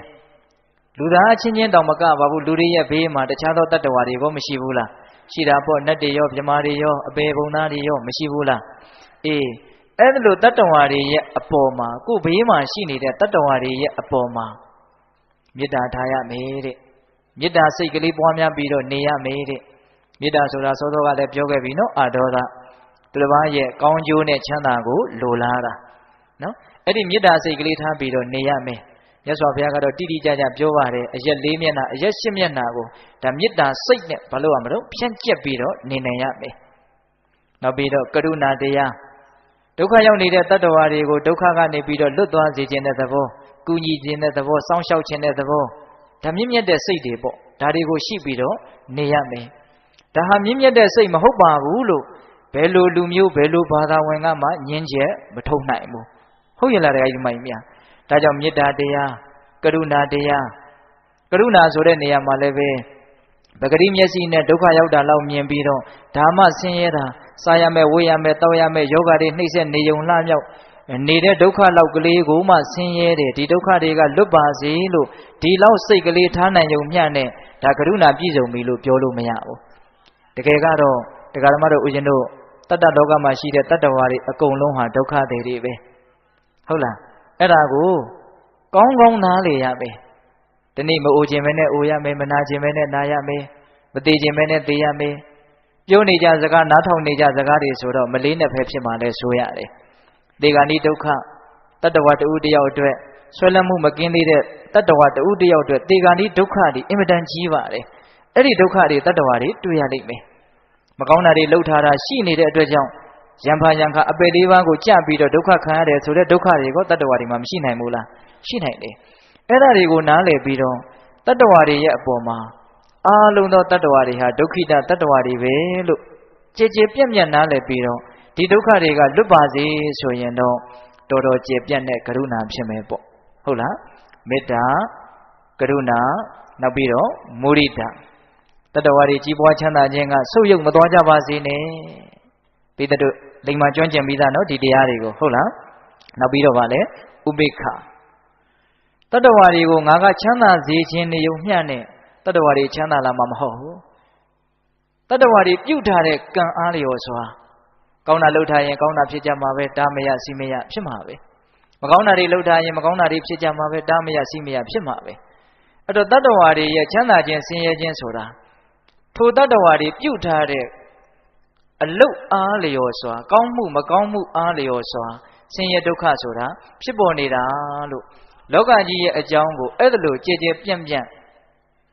နဲ့နားလည်ပြီးတော့လစ်လျူရှုရမယ့်သဘောအဲ့ဒါကဘာတော့ဥပိ္ပခဟုတ်ရလားသိပြီးတော့လစ်လျူရှုတာနော်တခါကြီးမိုက်များမသိဘဲနဲ့လစ်လျူရှုတာမဟုတ်ဘူးအဲ့ဒါမြတ်စွာဘုရားကမေတ္တာကရုဏာမုဒိတာဥပိ္ပခဆိုတဲ့ဒီတရားတွေနဲ့နေကြရမယ်တဲ့ဒါဘလို့မှမလွဲနိုင်တဲ့ချမ်းသာဖို့အတွက်တေချာတဲ့လမ်းပဲမဟုတ်လားသောတော်တော်ကတေချာတဲ့လမ်းတစ်မျိုးပြောပြီးပြီနော်အခုပါလေမေတ္တာကရုဏာမုဒိတာဥပိ္ပခဇမဝိဟာရတရား၄ပါးဘယ်လိုလူမျိုးကမှအသိဉာဏ်ရှိတဲ့လူသားတိုင်းမကောင်းဘူးလို့ပြောလို့မရတဲ့တရားတွေကောင်းတယ်လို့ပဲချီးမွမ်းရမယ်တရားတွေပေါ့ဒါကြောင့်ဦးဇင်းတို့တရားကောင်းစဉ်တတ်ထားတာကဘာတဲ့တော့တေချာသောလမ်းကိုလျှောက်ပါတဲ့ဟုတ်ရလားအဲ့တော့ဘယ်နှပိုင်းရှိသွားပြီတော့အကျဉ်းများဖြင့်၃ပိုင်းလောက်ရှိသွားပြီနော်သူများပြောတိုင်းမယုံရဘူးဆိုတာကတစ်ပိုင်းလောဘဒေါသမောဟသည်မကောင်းဘူးမကောင်းမှန်းသိရင်ပယ်ဖို့ကြိုးစားရမယ်အလောဘအဒေါသအမောဟသည်ကောင်းတယ်ကောင်းမှန်းသိရင်ပြည့်စုံအောင်ကြိုးစားရမယ်ဒါကိုတစ်ပိုင်းလို့ဦးဇင်းတို့ပြောခြင်းတယ်ဟုတ်လားခုနောက်တစ်ပိုင်းဗာပြောပြန်ပြီတော့ဗြဟ္မဝိဟာရတရားကိုပွားများရမယ်လို့ပြောပြန်တယ်နောက်ဏီကုံးကျုပ်မြတ်စွာဘုရားဗာပြောတော့ဆိုတော့ကာလမတို့တဲ့အဲ့ဒါလိုကောင်းတာကိုကောင်းတယ်လို့သိပြီးတဲ့နောက်ကောင်းအောင်ကြိုးစားနေတဲ့ပုဂ္ဂိုလ်တယောက်မကောင်းတာကိုရှောင်နေတဲ့ပုဂ္ဂိုလ်တယောက်အတွက်ထောက်တရားကြီး၄မျိုးရတယ်တဲ့သိတဲ့ရင်ကောင်းတာလုပ်နေတဲ့ပုဂ္ဂိုလ်မကောင်းတာရှောင်နေတဲ့ပုဂ္ဂိုလ်အတွက်ထောက်တရားကြီးဘယ်နှမျိုးရတယ်၄မျိုးရတယ်တဲ့အဲ့ဒါကဘာလဲဆိုတော့ဟောဒီလောကကြီးမှာတချို့သောအယူအဆတချို့သောသမဏဗြဟ္မဏ တချို့သောပုဂ္ဂိုလ်တွေရဲ့အယူဝါဒကဟာတမလွန်လောကဆိုတာမရှိပါဘူးနောက်ဘဝဆိုတာမရှိပါဘူးကောင်းတဲ့ကံမကောင်းတဲ့ကံရဲ့အကျိုးပေးတွေဆိုတာမရှိပါဘူးကောင်းတာလုပ်လည်းပဲဆင်းရဲခြင်းဆင်းရဲတာပဲမကောင်းတာလုပ်လည်းပဲချမ်းသာခြင်းချမ်းသာတာပဲလို့အဲ့ဒါလို့ရှိဘဝနောက်ဘဝကိုလက်မခံတော့ကောင်းမှုမကောင်းမှုရဲ့အကျိုးပေးကိုလက်မခံတော့အယူဝါဒတွေမရှိဘူးလားရှိတယ်နော်နောက်ဘဝဆိုတာမရှိဘူးကောင်းမှုမကောင်းမှုရဲ့အကျိုးပေးဆိုတာမရှိဘူးဆိုတဲ့ပုဂ္ဂိုလ်တွေရဲ့အယူအဆရှိတယ်တဲ့အဲ့ဒါတကယ်လို့ကိုကကောင်းမယ်ဆိုလို့ရှိရင်နောက်ဘဝရှိတယ်ဆိုတဲ့အယူအဆရှိတဲ့ပုဂ္ဂိုလ်တွေကမရှိဘူးလားရှိတယ်နော်ကောင်းမှုမကောင်းမှုကံရဲ့အကျိုးပေးရှိတယ်လို့ယူဆတဲ့ပုဂ္ဂိုလ်တွေရောမရှိဘူးလားရှိတယ်အဲ့ဒါတကယ်ဓမ္မတို့ဦးဇင်းတို့လေးလေးနက်နက်စဉ်းစားရမယ်ကိုကကောင်းလိုက်တယ်ဆိုလို့ရှိရင်တကယ်လို့နောက်ဘဝကရှိနေမယ်ကောင်းမှုမကောင်းမှုရဲ့အကျိုးပေးကရှိနေမယ်ဆိုရင်ကိုယ့်အတွက်အင်မတန်မှချမ်းသာရလိမ့်မယ်ကိုကကောင်းတာလုပ်ထားတာကောင်းတဲ့ဘဝရပြီးတော့ချမ်းချမ်းသာသာနေဖို့ပဲရှိတယ်ဟုတ်တယ်မဟုတ်လားနောက်ဘဝရှိတယ်ဆိုရင်လည်းပဲကိုကကောင်းတဲ့ဘဝနေုံပေါ့ကောင်းတဲ့ဘဝရယုံပေါ့ကောင်းမှုရဲ့အကျိုးပေးတွေရှိတယ်ဆိုရင်လည်းကောင်းတာတွေကိုခံစားယုံပေါ့ဟုတ်လားတကယ်လို့နောက်ဘဝကမရှိဘူးဆိုတဲ့ပုဂ္ဂိုလ်ရဲ့စကားကမှန်လို့ထားပါတော့ဒါကပြောကြည့်တာဟုတ်လားနောက်ဘဝကမရှိဘူးကောင်းမှုရဲ့အကျိုးပေးမကောင်းမှုရဲ့အကျိုးပေးကမရှိဘူးဆိုအောင်တောင်မှကိုကကောင်းကောင်းနေထားတဲ့ပုဂ္ဂိုလ်ဒီဘဝတွင်ကိုပဲဘယ်သူမှသူ့ကိုကဲ့ရဲ့တယ်မရှိဘူးကောင်းတဲ့ပုဂ္ဂိုလ်တွေဘာနှောင်တမှရတယ်မရှိဘူးဒီဘဝတွင်ကိုပဲချမ်းသာရတယ်တဲ့ဟုတ်လားဒါကြောင့်ထောက်တည်ရတာနှစ်မျိုးပေါ့နောက်ဘဝရှိတယ်ကောင်းမှုမကောင်းမှုရဲ့အကျိုးပေးရှိတယ်ဆိုရင်နောက်ဘဝကောင်းတဲ့ဘဝမှာရပြီးတော့ချမ်းသာဒုက္ခရှိနဲ့နေလိုက်ဖို့ဒါကိုအတွက်ထောက်တည်ရပေါ့တကယ်လို့နောက်ဘဝမရှိဘူးကောင်းမှုမကောင်းမှုရဲ့အကျိုးပေးမရှိဘူးဆိုတဲ့ပုဂ္ဂိုလ်ရဲ့စကားကမှန်မယ်ဆိုရင်လည်းပဲကို့မှာဘာဝမ်းနေစရာရှိတယ်ဒီဘဝချမ်းချမ်းသာသာနေုံပေါ့ဟုတ်တယ်မို့လားတကယ်လို့ကောင်းမထားဘူးဆိုရင်နောက်ဘဝမရှိလည်းပဲမကောင်းတဲ့ပုဂ္ဂိုလ်ကတော့ဒီဘဝသူများကဲ့ရဲ့မယ်ရှုံချမယ်သူကိုယ်တိုင်လည်းပဲပြုမိမှားလေခြင်းပြောမိမှားလေခြင်းဆိုတော့နောင်တတွေနဲ့ပူတဲ့အကြောင်းမရှိဘူးလားဘာထောက်တရားရှိလဲဘာထောက်တရားမှမရှိဘူးဟုတ်ရဲ့လားဒါကြောင့်ကောင်းထားတဲ့ပုဂ္ဂိုလ်ဒီနောက်ဘဝရှိမရှိသူကတော့ရှိလည်းပဲကောင်းသောဘဝကိုရပြီးတော့ချမ်းသာလိမ့်မယ်မရှိလည်းပဲဒီဘဝမှာကိုအပြစ်ကင်းလို့ချမ်းသာရတယ်ကောင်းလို့ကိုချမ်းသာရတယ်ထောက်တရားပဲနှမျိုးတော့နှစ်မျိုးသေချာသောလမ်းကိုလျှောက်ပါဆိုတာအင်မတန်အဓိပ္ပာယ်နဲ့တယ်နော်တခါကြီးမိုင်းများဟုတ်ရဲ့လားနောက်ပြီးတော့တချို့သောတမနာပြမနာတချို့သောအယူဆတွေကကောင်းတာလုပ်လဲလုပ်ရမရောက်ဘူးတဲ့မကောင်းတာလုပ်လဲလုပ်ရမရောက်ဘူးလို့ပြောတာဟောတာတွေရှိတယ်တဲ့ဟုတ်လားတကယ်လို့ကိုကမကောင်းမှုကိုရှောင်ထားတယ်ဆိုရင်မကောင်းတာပြုရင်ပြုရရောက်တယ်လို့အယူဆရှိတဲ့ပုဂ္ဂိုလ်တွေလည်းမရှိဘူးလားကောင်းတာပြုရင်ပြုရရောက်တယ်လို့အယူဆရှိတဲ့ပုဂ္ဂိုလ်တွေကမရှိဘူးလားအဲ့ဒါကိုကတကယ်လို့မကောင်းမှုကိုမပြုဘူးဆိုရင်မကောင်းတာပြုရင်ပြုရရောက်တယ်ဆိုတဲ့ပုဂ္ဂိုလ်တွေရဲ့ဟောပြောချက်နဲ့လည်းကိုယ့်ကိုအပြစ်တင်လို့ရသလားကိုမှမကောင်းတာပြုမထားပဲနဲ့ဟုတ်တယ်မဟုတ်လားမကောင်းတာပြုရင်ပြုရရောက်တယ်ဆိုတဲ့ဟောပြောချက်မှန်မယ်အယူဆမှန်မယ်ဆိုရင်လေကိုဟာမကောင်းတာပြုမထားတဲ့အတွက်ကြောင့်မကောင်းမှုအကျိုးပေးကိုကိုရတဲ့အကြောင်းမရှိဘူးကိုဟာမကောင်းတာမပြုတဲ့လူဂုံယူစရာလူပေါ့တကယ်လို့မကောင်းတာပြုလည်းပဲပြုရမရောက်ဘူးဆိုရင်တောင်မှဟောနှစ်ပါးစုံအဲ့ဒီကြတော့ပိုးတောင်မှစိတ်ချရတယ်ပေါ့မကောင်းတာပြုရင်ပြုရမရောက်ဘူးဆိုတဲ့တကားအရာလည်းပဲကိုကမပြုတဲ့အတွက်ကြောင့်စိတ်ချရတယ်မကောင်းတာမပြုရင်မကောင်းတာပြုရင်ပြုရမရောက်ဘူးဆိုတဲ့စကားအရာလည်းစိတ်ချရတယ်ကိုယ်တိုင်ကပြုကိုမပြုဘူးဆိုတော့ပိုလို့တောင်နှစ်ထပ်ကွမ်းစိတ်ချရတယ်ပေါ့အဲ့ဒါကိုမြတ်စွာဘုရားကထောက်တရားကြီး၄ခုလို့ဟောတယ်ဟုတ်ရဲ့လားနောက်ဘဝရှိမရှိကောင်းမှုမကောင်းမှုရဲ့အကျိုးပေးရှိမရှိကောင်းတာပြုတာမကောင်းတာပြုတာပြုသည်မြည်သည်လို့ပဲပြောမမြည်ဘူးလို့ပဲပြောဘလို့ပဲပြောနေကောင်းတဲ့ပုဂ္ဂိုလ်တယောက်အတွက်မကောင်းတာမလုပ်တဲ့ပုဂ္ဂိုလ်တယောက်အတွက်ထောက်တရား၄မျိုးမရဘူးလားရတယ်ဒါကြောင့်ဘေးသက်ပေါင်းသူတော်ကောင်းတို့အင်မတန်မျက်စိလေတဲ့အကောင်းတဲ့အယူဝါဒတွေနဲ့ရှုပ်ထွေးလာတဲ့လောကကြီးမှာနော်အယူဝါဒတွေနဲ့ရှုပ်ထွေးလာတဲ့လောကကြီးမှာကိုယ်ပိုင်ဉာဏ်နဲ့စဉ်းစားချင့်ချိန်ပြီးတော့ကိုယ်ပိုင်ဉာဏ်နဲ့သိမြင်နားလည်အောင်ကြိုးစားပြီးတော့ကောင်းတာတွေကိုကောင်းတယ်လို့သိပြီးတဲ့နောက်ကောင်းတာတွေပြည့်စုံအောင်လုပ်လိုက်ဖို့မကောင်းတာတွေမကောင်းဘူးလို့သိပြီးတဲ့နောက်မကောင်းတာတွေကိုတတ်နိုင်တဲ့မြတ်ရှောင်လိုက်ကြဖို့ဒီလမ်းဒီသာလျင်မလွဲနိုင်တဲ့သေချာတဲ့ချမ်းသာဒုက္ခတွေကိုသွားတဲ့လမ်းလို့ပြောလို့မရဘူးလား ရတယ်တန်တရားဖြစ်เสียတွေကတော့လောကကြီးကအများကြီးပဲဗျဟောစတော်ကြီးဘမောက္ခချုပ်စတော်ကြီးပြောထားတဲ့ထဲမှာပါတယ်သိလားဒီပြင်အယူဝါဒရေးရတဲ့မှာတောင်မပြောနဲ့တဲ့ဦးဇင်းတို့ဒီနိုင်ငံမှာတောင်မှတချို့ရိပ်သားတွေကဒီနီးနဲ့ရှုဒါကိုရှုရမယ်လို့ပြောတယ်တဲ့အဲ့ဒါကိုပဲတချို့ရိပ်သားတွေကဒါမရှုရဘူးလို့ပြောပြန်နေတဲ့ကဲအဲ့ဒါမျိုးတွေကမရှိဘူးလားရှိတယ်နော်ဒါစတော်ကြီးကမေတ္တာစေတနာနဲ့ပြောထားတာဟုတ်ရဲ့လားအဲ့တော့ဒကာဓမ္မတို့ဦးဇင်းတို့တာမန်လူတွေမှာစိတ်ထဲမှာဒွိဟဖြစ်เสียတန်တရားဖြစ်เสียတွေကမရှိဘူးလားရှိတာပေါ့ဒါကြောင့်မြတ်စွာဘုရားကဘာကိုအသုံးချရမှာတော့ကိုယ့်ရဲ့ကိုယ်ပိုင်ဉာဏ်ကိုအသုံးချရမယ်အခုမြတ်စွာဘုရားပြောသွားတာတွေဟာဘလို့မှမငင်းနိုင်တဲ့အင်မတန်သဘာဝကျတဲ့စကားတွေပဲမဟုတ်လားဟုတ်တယ်နော်အဲ့တော့ဦးဇင်းတို့စဉ်းစားကြည့်ဒီသုတ်တန်ဟာတရားဓမ္မတို့ဦးဇင်းတို့အယူဝါဒရေးရနဲ့တန်တရားဖြစ်ပြီးတော့သူတော်ကောင်းတရားရဲ့အပေါ်မှာတန်တရားဖြစ်တဲ့ပုဂ္ဂိုလ်တွေဒီတခါကြီးဒီမကြီးတို့ကတော့အဲ့လိုစိတ်ထဲမှာအခက်အခဲရှိမယ်လို့ဦးဇင်းမထင်ပါဘူးဟုတ်ရဲ့လားသို့တော်လည်းပဲကိုယ့်ရဲ့နိစ္စရာပတ်ဝန်းကျင်မှာတော့ရှိမနေနိုင်ဘူးလားရှိနေနိုင်တာပေါ့ရှိနေတယ်တွေ့လာတယ်ကြုံလာတယ်ဆိုရင်ဒီလိုသုတ်တံမျိုးတွေကိုနာယူလေ့လာပြီးတော့ဒီလိုအချက်ကြသဘာဝကြပြန်လဲပြောဆိုနိုင်မယ်ဆိုရင်အဲ့ဒီပုဂ္ဂိုလ်တူတယောက်အမြင်မှန်ရမသွားစေနိုင်ဘူးလားရသွားစေနိုင်တာပေါ့ဒါကြောင့်မြတ်စွာဘုရားကဒီသုတ်တံမှာအကျဉ်းမြင်အဖြစ်အပိုင်း၄ပိုင်းလောက်ပိုင်းပြီးတော့ဟောထားတာနော်ဟုတ်တယ်နော်အေးသူများပြောတိုင်းမယုံနဲ့ပဲပြောနေတာနော်ဟုတ်လားသူများပြောတိုင်းမယုံနဲ့ဟုတ်ရဲ့လားကိုယ်ပိုင်ဉာဏ်နဲ့စဉ်းစားပြီးတော့လောဘဒေါသမောဟတို့သည်မကောင်းမှုအပြစ်ရှိတယ်ဆိုတာသိပြီးရင်ပယ်နိုင်အောင်ကြိုးစားအလောဘအဒေါသအမောဟတို့သည်မကောင်းမှုအပြစ်ရှိတယ်လို့သိပြီးပြီဆိုရင်ကိုယ်တိုင်ပြည့်စုံအောင်ကြိုးစားနှစ်ပိုင်းနော်ပြီးတော့ပါတော့ပြမဝိဟာရတရားနဲ့နေဘယ်သူမှဒါအပြစ်တင်လို့မရဘူးရှုံချလို့မရဘူးကောင်းမြတ်တဲ့တရားတွေဟုတ်ရဲ့လားပြီးတော့ဗါတဲ့တော့ဒီလိုကောင်းတာတွေလုပ်မကောင်းတာတွေရှောင်နေတဲ့ပုဂ္ဂိုလ်တယောက်အတွက်ထောက်တရားကြီး၄မျိုးရတယ်နဘဝရှိမရှိကောင်းမှုကံရဲ့အကျိုးပေးရှိမရှိဘယ်ဘက်ကတွေးမလွဲနိုင်တော့တေချာသောလမ်းတကယ်လို့ကောင်းတာမလုပ်ဘူးမကောင်းတာကိုပဲလုပ်မယ်ဆိုရင်တော့အင်မတန်မသေးချာမရေရတဲ့လမ်းပေါ့ဟုတ်ရဲ့လားနောက်ဘဝမရှိဘူးလို့သူတို့ယူဆတဲ့အတိုင်းမဟုတ်ဘဲနဲ့နောက်ဘဝကြီးကရှိနေမယ်ဆိုရင်တော့အင်မတန်ဝမ်းနည်းစရာမကောင်းဘူးလား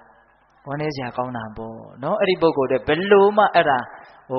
ဖတ်ဆယ်လို့ရဖို့မလွယ်ဘူးတော်တော်ကြောက်စရာကောင်းမှာပဲမသေးကြတဲ့လမ်းကိုလျှောက်တာဘူးဟုတ်ရဲ့လားဒါကြောင့်ပေးတဲ့ပေါင်းတော်ကောင်းတို့သေချာတဲ့လမ်းကိုလျှောက်ဖို့မလိုဘူးလားလိုပါတယ်အဓိကကတော့လောဘဒေါသမောဟမကောင်းဘူးဆိုရင်ပယ်နိုင်အောင်ကြိုးစားရမယ်ဆိုတဲ့အချက်ကလေးကိုဏီကုံးကျုပ်တော့ပြောခြင်းသေးတယ်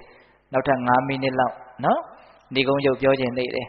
လောဘဒေါသမောဟမကောင်းဘူးဆိုတာကိုပေးတဲ့ပေါင်းတော်ကောင်းတို့ကိုယ်ပိုင်ဉာဏ်နဲ့သိမြင်ပြီးတော့လက်ခံတယ်မို့လားအေးလက်ခံတယ်အလောဘအဒေါသအမောဟကောင်းတယ်ဆိုတာကိုကိုယ်ပိုင်ဉာဏ်နဲ့သိပြီးတော့လက်ခံတယ်မို့လားဒီကိုယ်ပိုင်ဉာဏ်နဲ့ကိုသိတယ်နော်အေးအဲ့ဒါလို့ဆိုရင်အလောဘအဒေါသအမောဟတွေများပြားလာစေဖို့တနည်းအားဖြင့်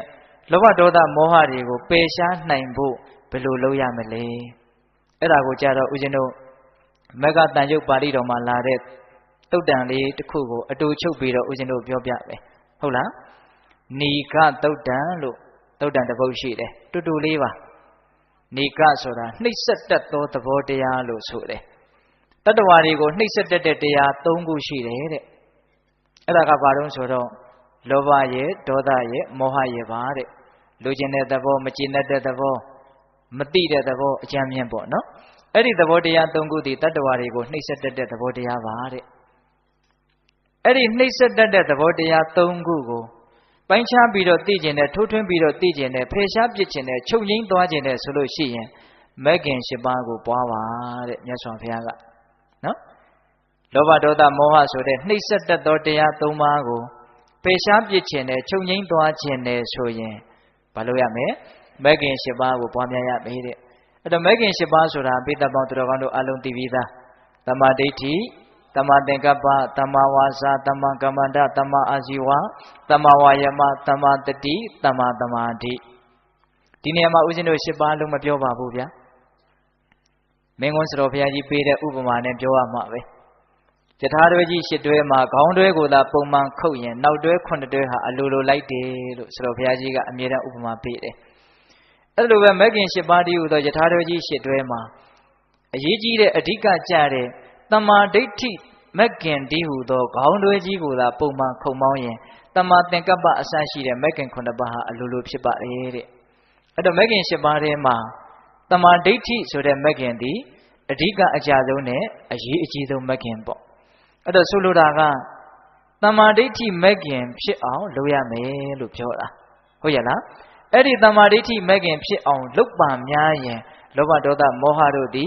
နည်းနည်းပြီးတော့နောက်ဆုံးပျောက်သွားလိမ့်မယ်ပေါ့ကုံသွားလိမ့်မယ်ပေါ့ဒီနည်းအားဖြင့်လောဘဒေါသမောဟနည်းရာကနေကုံသွားအောင်အကောင်းဆုံးလမ်းကိုရှောက်ချင်တယ်ဆိုရင်တမ္မာဒိဋ္ဌိတည်းဟူသောအရေးအကြီးဆုံးမက္ကင်ကောင်းဆောင်တဲ့မက္ကင်10ပါးကိုပွားများရမယ်ပေါ့အဲ့တော့တမ္မာဒိဋ္ဌိဆိုတာကဘာလဲတမ္မာဆိုတာကမှန်ကန်တာဒိဋ္ဌိဆိုတာကအမြင်မှန်ကန်တဲ့အမြင်ပေါ့ဟုတ်ရဲ့လား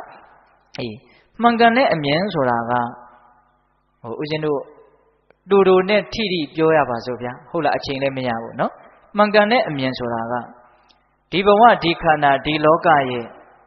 မမြဲတဲ့သဘောကိုမမြဲဘူးလို့သိတာအဲ့ဒါမှန်ကန်တဲ့အမြင်ပဲပိဋကရေဒီယုတ်တနန္တတွေဒလဇတ်ဖြစ်ပေါ်လာတယ်ဒလဇတ်ပဲချုပ်ပြောက်သွားတယ်ဒီအမှန်တရားဟာဘယ်သူမှမငြင်းနိုင်တဲ့အမှန်တရားเนาะဟုတ်တယ်မဟုတ်လားအေးဒါကြောင့်မြတ်စွာဘုရားကမမြဲသည်သာလင်ဖြစ်သောယုတ်တရားကိုမမြဲဘူးလို့သိရင်တမ္မာဒိဋ္ဌိလို့မှတ်ပါတဲ့မမြဲသည်သာလင်ဖြစ်သောခံစားချက်တို့ကိုမမြဲဘူးလို့သိရင်အဲ့ဒါတမ္မာဒိဋ္ဌိလို့မှတ်ပါတဲ့အဲ့လိုပဲတင်ညာသင်္ခါရဝိညာဉ်ခန္ဓာ၅ပါးလုံးမြတ်စွာဘုရားဟောထားတယ်နော်တန်ရုပ်ပါဠိတော်မှာဟောထားတာရှိတယ်အဲ့တော့ဦးဇင်းတို့တမ္မာဒိဋ္ဌိဆိုတာဘာလဲဆိုရင်ဖြစ်ပေါ်လာပြီးတဲ့နောက်ချုပ်ပြောက်သွားကြတယ်ဖြစ်ပေါ်လာတယ်ချုပ်ပြောက်သွားတယ်လို့အဲ့လိုချုပ်ပြောက်သွားတဲ့သဘောကုံဆုံးသွားတဲ့သဘောပြီးဆုံးသွားတဲ့သဘောမမြဲတဲ့သဘောဒီအနိစ္စအချက်အနိစ္စလက္ခဏာကိုအမှန်တိုင်းသိရင်အဲ့ဒါတမ္မာဒိဋ္ဌိလို့ခေါ်တာပါတဲ့အဲ့တော့ဦးဇင်းတို့ပြောချင်တာကလောဘဒေါသမောဟနည်းရာကနေကုံသွားခြင်းနဲ့ဆိုရင်မမြဲတာကိုမမြဲဘူးလို့သိအောင်ကြိုးစားပါအဲ့ဒါအကောင်းဆုံးနည်းပဲအဲ့ဒါအထီရောက်ဆုံးနည်းပဲဟုတ်ရဲ့လားမမြဲတာကိုမမြဲဘူးလို့သိပါပြီးဆုံးလိုက်နေတာကိုပြီးဆုံးလိုက်နေတယ်လို့သိပါချုပ်ပြောက်လိုက်နေတာကိုချုပ်ပြောက်လိုက်နေတယ်လို့သိပါလောကကြီးမှာမချုပ်ပြောက်တဲ့တရားတစ်ခုမှမရှိဘူးမပြီးဆုံးတဲ့တရားတစ်ခုမှမရှိဘူးမနေ့တုန်းကတရားဓမ္မတို့ဦးဇင်းတို့ဖြစ်ခဲ့တဲ့ယုတ်တနန္တတွေအမျိုးမျိုးအဖုံဖုံစုံနေအောင်မရှိဘူးလားရှိခဲ့တယ်မနေ့တုန်းကပြန်ပြီးတော့စဉ်းစားကြည့်ပါပြောခဲ့တယ်ဆိုခဲ့တယ်စားခဲ့တယ်တောက်ခဲ့တယ်တွေးခဲ့တယ်ကြုံခဲ့တယ်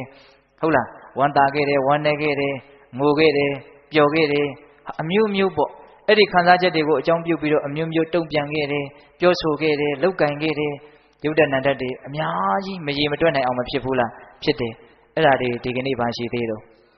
မရှိတော့ဘူးချုပ်ပြောက်သွားပြီထာဝရကုံသွားပြီထာဝရပြောက်သွားပြီနောက်ထပ်ဘယ်တော့မှပြန်မတွေ့ရတော့ဘူးဟုတ်ရဲ့လားဒါပေမဲ့အဲ့ဒီအတွေ့အကြုံအဲ့ဒီဖြစ်ပျက်ခဲ့တာတွေကိုအခြေခံပြီးတော့ကိုပြုခဲ့တာပြောခဲ့တာတွေးခဲ့တာတွေကတော့ကမ္မပစ္စယတတ္တိအနေနဲ့ခန္ဓာအစဉ်မှာကိန်းနေမှာတော့ရှိတာပေါ့အကျိုးပေးမယ်ဆိုတဲ့သဘောနဲ့ကိန်းနေတာတော့မရှိပေဘူးလားရှိမယ်ဒါပေမဲ့ယုတ်တနန္တတွေကတော့ဘာဖြစ်သွားပြီတော့ပျက်စီးသွားပြီမရှိတော့ဘူးကုံသွားပြီခန်းသွားပြီဘာမှမရှိတော့ဘူးအခုဖြစ်နေတာကအခုယုတ်တနန္တနဲ့ဆက်ပြီးတော့ယက်တည်နေတာမနေ့တုန်းကယုတ်တနန္တကုံခဲ့လို့ဒီနေ့ယုတ်တနန္တနဲ့ဆက်ပြီးတော့ယက်တည်နေတာပေါ့ကဲဒီနေ့မှလည်းပဲမနေ့တုန်းကယုတ်တနန္တပြောခဲ့ဆိုခဲ့စားခဲ့တောက်ခဲ့တုံ့ပြန်ခဲ့လှုပ်ရှားခဲ့စိတ်ကူးခဲ့တွေးခဲ့တောခဲ့ခံစားခဲ့အဲ့ဒါတွေအခုမှရှိသေးတော့ဘာမှမရှိတော့ဘူးကဲနေ့လေတုန်းကအခြေအနေအမျိုးမျိုးအတွေ့အကြုံမျိုးမျိုးဘာရှိသေးတော့ဘာမှမရှိတော့ဘူးကုန်ခန်းခဲ့ပြီပျောက်ခဲ့ပြီဟုတ်ရဲ့လားပြီးဆုံးခဲ့ပြီအဲ့ဒါလိုပဲညနေတုန်းကယုတ်တနန္တတွေဘာမှမရှိတော့ဘူးအဲ့ဒါလိုဒါလူငယ်တွေကိုဦးဇင်းတို့ရည်ရွယ်ပြီးတော့ပြောနေတာနော်အင်မတန်ထင်ရှားတယ်ဘယ်လို့မှမငြင်းနိုင်ဘူးကုန်ခဲ့ပြီပြီးခဲ့ပြီတရားစနာကဇတုံးကယုတ်တနန္တတွေဘာရှိသေးတော့ဘာမှမရှိတော့ဘူးဦးဇင်းပြောခဲ့တဲ့အတန်လေးဟုတ်လားအတန်ပေါင်းကိုအခွင့်ပေါင်းကိုထောင်တောင်းချီပြီးတော့ရှိပြီအခုဘာရှိသေးတော့ဘာမှမရှိတော့ဘူးအခုဘာရှိသေးတုံလို့မေးတာကိုပဲဟောဘာမှမရှိတော့ဘူးတောက်လျှောက်ကိုပဲလိုက်ပြီးတော့ဘာဖြစ်နေတော့ချုပ်ပြောက်လိုက်နေတယ်ရေပေါ်မှာတုတ်ချောင်းလေးနဲ့ချစ်လိုက်တော့ထင်တဲ့အရေးအကြောင်းဟာဘယ်လောက်ကြာသလဲဘယ်လောက်မှမကြာဘူးနောက်ကရေကတောက်လျှောက်ဖုံးသွားတာပဲအဲ့ဒါလိုပဲယုတ်တနန္တတဘာဝတရားတွေမှန်သမျှတွေဖြစ်ပေါ်ရာနေရာမှာတင်ပဲချုပ်ပြောက်ရတယ်တဆန်းကြီးတောင်နေရာမရွေ့ဘူးလို့ဆိုတယ်အဲ့ဒါကတော့မိမိတို့ရဲ့ထက်မြက်တဲ့ဉာဏ်နဲ့မြင်နေအောင်ဆက်ပြီးတော့ကြိုးစားကြပေါ့ဗျာဟုတ်ရဲ့လားဒါကတော့စာထဲပါတာကိုပြောရတာဦးဇင်းတို့လည်းမြင်တာတော့မဟုတ်ဟ ဟုတ်ရဲ့လားဒါကြောင့်ပိဿပေါင်းသူတော်ကောင်းတို့တေကြတာကယုတ်တနန္တတေဟာအင်မတန်လျင်မြန်ပြောင်းလဲချုပ်ပြောင်းနေတယ်ဆိုတာကတော့သိကြတယ်ဟုတ်ရဲ့လားသိကြတယ်နော်ဒါကိုပိဿပေါင်းသူတော်ကောင်းတို့နားလည်ခြင်းနဲ့သဘောပေါက်ခြင်းနဲ့ဆိုရင်တတိပဋ္ဌာန်နည်းနဲ့ကြိုးစားကြည့်ပေါ့နော်ဖြစ်ဆဲယုံနံကိုဖြစ်ဆဲအခိုက်အတန့်မှာတက်နိုင်တယ်မြပြစ္ဆုတ်ပံတဲ့တဲ့မိအောင်ကြည့်ပေါ့မြင်နေတာတွေရှိတယ်ကြားနေတာတွေရှိတယ်နားနေတာစားနေတာထိနေတာတွေးနေတာရှိတယ်ဟုတ်လားအဲ့ဒါတွေကိုအခုဖြစ်ဆဲကလေးမှာတောက်လျှောက်မိအောင်ကြိုးစားစဉ်းစားမနေနဲ့နော်စဉ်းစားဖို့အချိန်မရှိဘူးစဉ်းစားခိုင်းတာမဟုတ်ဘူးမြတ်စွာဘုရားကသိခိုင်းတာဟုတ်ရဲ့လားလက်တွေ့ဘာလို့ခိုင်းတာတော့သိခိုင်းတာသိလိုက်လို့ရှိရင်နောက်ထပ်သိတရားကတောက်လျှောက်အရန်သိရှိနေတယ်အဲ့တော့အရင်သိတဲ့ဟာကိုမစဉ်းစားနဲ့ထားခဲ့တော့နောက်ထပ်သိတရားရှိနေတယ်အဲ့ဒါကိုဆက်သိလိုက်ဟုတ်တယ်မဟုတ်လားနောက်ထပ်သိတရားတွေရှိနေတာပဲမဟုတ်လားအခုဒါကိုသိလိုက်တယ်ဆိုကြပါစို့ရုပ်ပိုင်းဆိုင်ရာပူတာတွေရှိတယ်အေးတာတွေရှိတယ်တွန်းကန်နေတာရှိတယ်ကြင်ကြင်ထန်ထန်ထိနေတာရှိတယ်အဲ့လိုပဲဝေဒနာခံရခက်တာခံလို့ကောင်းတာဟုတ်လားဆင်းရဲတာချမ်းသာတာတက်တာမတက်တာအမျိုးမျိုးရှိတယ်အဲ့ဒါလေးတွေကိုဖြစ်စေအခိုက်အတန့်လေးမှာတောက်လျှောက်ပြစ္ဆုတ်ပံတဲ့ပြစ္ဆုတ်ပံတဲ့ဖို့တော့အရေးကြီးတယ်နော်အဲ့ဒါလေးကိုပြစ္ဆုတ်ပံတဲ့သိအောင်လုပ်လိုက်သိအောင်လုပ်လို့ရှိရင်နောက်ထပ်သိတရားတစ်ခုကအရန်သိရှိမနေဘူးလားရှိနေတယ်အဲ့ဒီသိနေတာကိုသိတရားကိုဆက်ပြီးတော့သိလိုက်ဆက်ပြီးတော့သိသွားရင်ဩအရင်သိခဲ့တဲ့ဟာတွေကအရင်သိခဲ့တဲ့အရာတွေကိုသိခဲ့တဲ့စိတ်ကိုအဲ့ဒီသိတဲ့စိတ်နဲ့သိတရားယုံနံနဲ့အတွဲလိုက်ဘာဖြစ်သွားတော့ချုပ်ပြောက်သွားတယ်ကုန်ခဲ့တယ်နောက်ထပ်ဆက်ပြီးတော့သိစရာနဲ့သိတာနဲ့ဆက်ပြီးတော့ဖြစ်တယ်သဘောပေါက်လားအဲ့ဒါကိုပြစ္ဆုတ်ပံတဲ့တက်နိုင်တယ်မြအလေးအကျင့်လုပ်ရမှာပေါ့ဘာဝနာဆိုတာကအဓိကကတော့အလေးအကျင့်ပဲမဟုတ်လားနော်ဒါလေးကိုပြစ္ဆုတ်ပံတဲ့သိအောင်လုပ်တဲ့အလုပ်ကျင့်လေးအလေးအကျင့်လေးကိုကျွမ်းကျင်အောင်မလုပ်ရမှာတော့ကြိုးစားရမှာအဲ့ဒါလို့ကြိုးစားပါများလို့ရှိရင်ဩကောင်းတာပဲဖြစ်ဖြစ်ဆိုးတာပဲဖြစ်ဖြစ်ခန္ဓာတာပဲဖြစ်ဖြစ်မခန္ဓာတာပဲဖြစ်ဖြစ်ဘာတွေပဲဖြစ်ဖြစ်ဒီယုတ်တနန္တမှန်သမျှတို့ဒီဖြစ်ပေါ်ပြီးတော့ပြီးဆုံးသွားတာပဲချုပ်ပြောက်သွားတာပဲမချုပ်ပြောက်တဲ့အရာတစ်ခုမှမရှိဘူးနောက်ထပ်ဖြစ်เสียအကြောင်းတရားတွေကရှိနေတော့ဆက်ပြီးတော့ဖြစ်နေတာပေါ့အကြောင်းတရားတွေကတော့ကံစိတ်ဥဒုအာဟာရဆိုပြီးတော့ပိဋကတို့ကြားဖို့ပြီးသားပါဒါအကျမ်းမြင်ပြောတာနော်ဟုတ်ရဲ့လားအေးအဲ့ဒါလိုမျိုးတရားဓမ္မတို့ဦးဇင်းတို့တွေတတိပဋ္ဌာန်နည်းကိုအားကြအတုယူပြီးတော့ယုံကြည်တဲ့စိတ်သိမြင်နားလည်တဲ့စိတ်ဘုရားဟောတဲ့ဒီတရားတွေကိုယုံကြည်တဲ့တရားတရားဥရှိပြီးတော့တတိပဋ္ဌာန်နည်းနဲ့လေ့ကျင့်ကြိုးစားမယ်ဆိုလို့ရှိရင်ဖြစ်တိုင်းသောယုတ်တနန္တတေဟာဖြစ်ပေါ်လာပြီးတော့နောက်ချုပ်ပြောက်သွားကြတယ်လို့မသိနိုင်မိဘူးလားသိနိုင်တယ်အဲ့ဒါလို့ဖြစ်ပေါ်လာပြီးတဲ့နောက်ချုပ်ပြောက်သွားကြတယ်လို့ဖြစ်ပြီးတဲ့နောက်ချုပ်သွားတယ်အဲ့ဒါလို့အမှန်တရားကိုအမှန်တိုင်းသိရင်အဲ့ဒါကိုတမ္မာဒိဋ္ဌိလို့မခေါ်ပြီဘူးလားခေါ်မယ်အဲ့ဒါတမ္မာဒိဋ္ဌိမဲ့ခင်ကိုဦးဇင်းတို့ကြိုးစားပြီးတော့အတူချုပ်လေးရှင်းပြတာဟုတ်ရဲ့လားအဲ့ဒီတမ္မာဒိဋ္ဌိမဲ့ခင်ဖြစ်ရင်ကျန်တဲ့မဲ့ခင်တွေရောမဖြစ်ဘူးလားဖြစ်ပြီအဲ့ဒါလို့မဲ့ခင်၈ပါးကိုပွားများနေရင်တတ္တဝါတွေကိုနှိပ်စက်တတ်တဲ့လောဘဒေါသမောဟဆိုတဲ့ဒီတရားစိုးတွေဟာတဖြည်းဖြည်းနည်းလာမယ်သူတို့အကြောင်းကိုသိပြီးတော့နည်းလာမှာပေါ့နော်သူတို့အကြောင်းကိုလည်းသိမယ်မကောင်းမှုလို့သိလာရင်တဖြည်းဖြည်းနဲ့နည်းသွားတဲ့သဘောပေါ့နောက်ဆုံးသူတို့ကိုချုပ်ငိမ့်သွားအောင်ပယ်ရှားနိုင်တဲ့အဆင့်ကိုရောက်အောင်ပိဋကပေါင်းသူတော်ကောင်းတို့ဉာဏ်ပညာတွေမကြီးလာနိုင်ပြီဘူးလားကြီးလာနိုင်တယ်ဒါလက်တွေ့လုပ်ရင်လည်းသိနိုင်ပါတယ်ဆိုကြပါစို့အပေါ်ယံလေးပြောမယ်ဆိုရင်တော့ပြောလို့ရတယ်ဟိုပြီးသွားတာပဲချုပ်ပြောက်သွားတာပဲဘာမှထာဝရတည်မြဲတာမဟုတ်ဘူးဆိုတဲ့ဒီအတွေးလေးတွေးမိရင်ကိုပဲဒါဝိပဿနာဉာဏ်အဆင့်ကိုဦးဇင်းတို့မဆိုလိုဘူးနော်လောကမှာကောင်းတာပဲဖြစ်ဖြစ်ဆိုးတာပဲဖြစ်စိတ်တူစရာပဲဖြစ်ဖြစ်ပျော်စရာပဲဖြစ်ဖြစ်အလိုကျစရာပဲဖြစ်ဖြစ်အလိုမကျစရာပဲဖြစ်ဖြစ်အမိမောက်မတည့်တာပဲဖြစ်ဖြစ်တဲ့တာပဲဖြစ်ဖြစ်ဟုတ်လားဘာတွေပဲဖြစ်ဖြစ်ပြီးသွားတာပါတည်ငါတခဏပါဆိုတာကိုတကယ်အတွေးလေးလေးနက်နက်နဲ့သိမယ်ဆိုရင်အဲ့ဒီအချိန်မှာလောဘဒေါသမောဟဖြစ်နိုင်ကြအကြောင်းရှိလားမရှိဘူးနော်ပြီးသွားမှာပဲလို့သိတဲ့ပုဂ္ဂိုလ်အဲ့ဒီအသိရှိနေတဲ့အခိုက်မှာပြင်းပြင်းထန်ထန်လောဘဖြစ်เสียအကြောင်းမရှိဘူးနော်ပြင်းပြင်းထန်ထန်စိတ်တူเสียအကြောင်းမရှိဘူးဘာစိတ်တူမှလဲအလုံးပြီးသွားမှာပဲဟုတ်ရဲ့လားဘာတွေလောဘရမဲ့တွေအကြီးကြီးငန်းငန်းတက်နေเสียအကြောင်းရှိလေဟုတ်လားသီလတွေပြက်လောက်အောင်လောဘကြီးတဲ့အကြောင်းဘာရှိလေအဲ့လိုမျိုးကိုယ့်ရဲ့အတွေးတွေထဲမှာတဘာဝကြတဲ့ထက်မြက်တဲ့မှန်ကန်တဲ့အတွေးတွေဖြစ်မလာနိုင်ဘူးလားဖြစ်လာနိုင်တယ်ဒါကြောင့်ပိဋကပေါင်းသူတော်ကောင်းတို့မမြဲပါဘူးအလုံးဟာချုပ်ပြောက်လိုက်နေတယ်အလုံးဟာပြီးဆုံးလိုက်နေပါတယ်ဆိုတဲ့ ဒီအဓိကကြတဲ့အနိစ္စလက္ခဏာမမြဲတဲ့သဘောတရားကိုသိရင်သိသလောက်လောဘဒေါသမောဟနည်းနိုင်တယ်နောက်ဆုံးကုန်နိုင်တယ်ဆိုတာတာမန်ဉာဏ်နဲ့ကိုနားလည်လို့မရဘူးလားရတာပေါ့လက်တွေ့လုပ်ကြည့်နော်စိတ်တူစရာတုံတရားတွေ့ပြီဆိုရင်အိုးအလုံးပြီးသွားမှာပါဆိုတဲ့အတွေးလေးဟာစိတ်ကိုဘလောက်တက်တာရစေလေဘလောက်အေးချမ်းစေလေမသိနိုင်ဘူးလားခံစားလို့ကောမရနိုင်ဘူးလားရနိုင်တာပေါ့ဒါကြောင့်ပိဿပေါင်းသူတော်ကောင်းတို့တရက်ကိုပိုင်းပြီးတော့နေခဲ့ရမယ်မနေ့တုန်းကပြီးခဲ့ပြီမနှစ်တုန်းကပြီးခဲ့ပြီထားလိုက်တော့ခေါင်းထဲကိုမထည့်တော့နဲ့ဟုတ်လားမနေ့တုန်းကပြီးခဲ့ပြီနေ့လယ်တုန်းကပြီးခဲ့ပြီညနေတုန်းကပြီးခဲ့ပြီနောက်ဆုံးတဖြည်းဖြည်းနဲ့စိတ်လာပြီးခဲ့တဲ့နာရီကပြီးခဲ့ပြီဒီဟာတွေကငါ့ကိုမလွှမ်းမိုးနေစဉ်မနေစေသင့်ဘူးလို့ဟုတ်လားအဲ့ဒါလိုလေးပြစ္ဆုတ်ပံလေးကိုတက်နိုင်တယ်မြပိုင်းခြားပြီးတော့တိတက်မြင်တဲ့နေတတ်မယ်ဆိုရင်တော်တော်ကြီးတက်တာရမရဘူးလားရတယ်နော်ဒါကြောင့်ပိဿပေါင်းသူတော်ကောင်းတို့ဒါကတော့ဦးဇင်းတို့အရက်ပြောလေးနဲ့ရင်းနှီးပြောကြည့်တာပါဟုတ်ရဲ့လားအဲ့တော့တကယ်တမ်းကတော့ဖြစ်ဆဲယုံနံကိုဖြစ်နေတဲ့အခိုက်အတန့်မှာဖြစ်နေတဲ့အတိုင်းအမှန်တိုင်းသိအောင်ကြိုးစားရင်မမြဲတာကိုသိမလာပြီဘူးလားသိလာမယ်မမြဲတာကိုသိရင်သိသလောက်လောဘဒေါသမောဟမနှဲပြီဘူးလားနှဲမယ်နှဲအောင်လုံမှသာလင်တစ်ချိန်မှာကုန်တယ်ဆိုတာကဖြစ်မှာပေါ့ဟုတ်ရဲ့လားအဲ့ဒီလောဘဒေါသမောဟကုန်မှဆင်းရဲဒုက္ခကုန်မှာပေါ့ဟုတ်ရဲ့လားဒါကြောင့်ဦးဇင်းတို့ဏိဂုံးယုတ်ပြောတာဒီကေတမုဒ္ဒိသုတ်တံမှာလာတဲ့လောဘဒေါသမောဟတို့ဒီမကောင်းမှန်းကိုယ်တိုင်သိနေပြီပဲမကောင်းမှန်းသိတယ်ဆိုရင်ပယ်နိုင်အောင်ကြိုးစားပေါ့ဆိုတဲ့မြတ်စွာဘုရားရဲ့စကားကိုဦးဇင်းတို့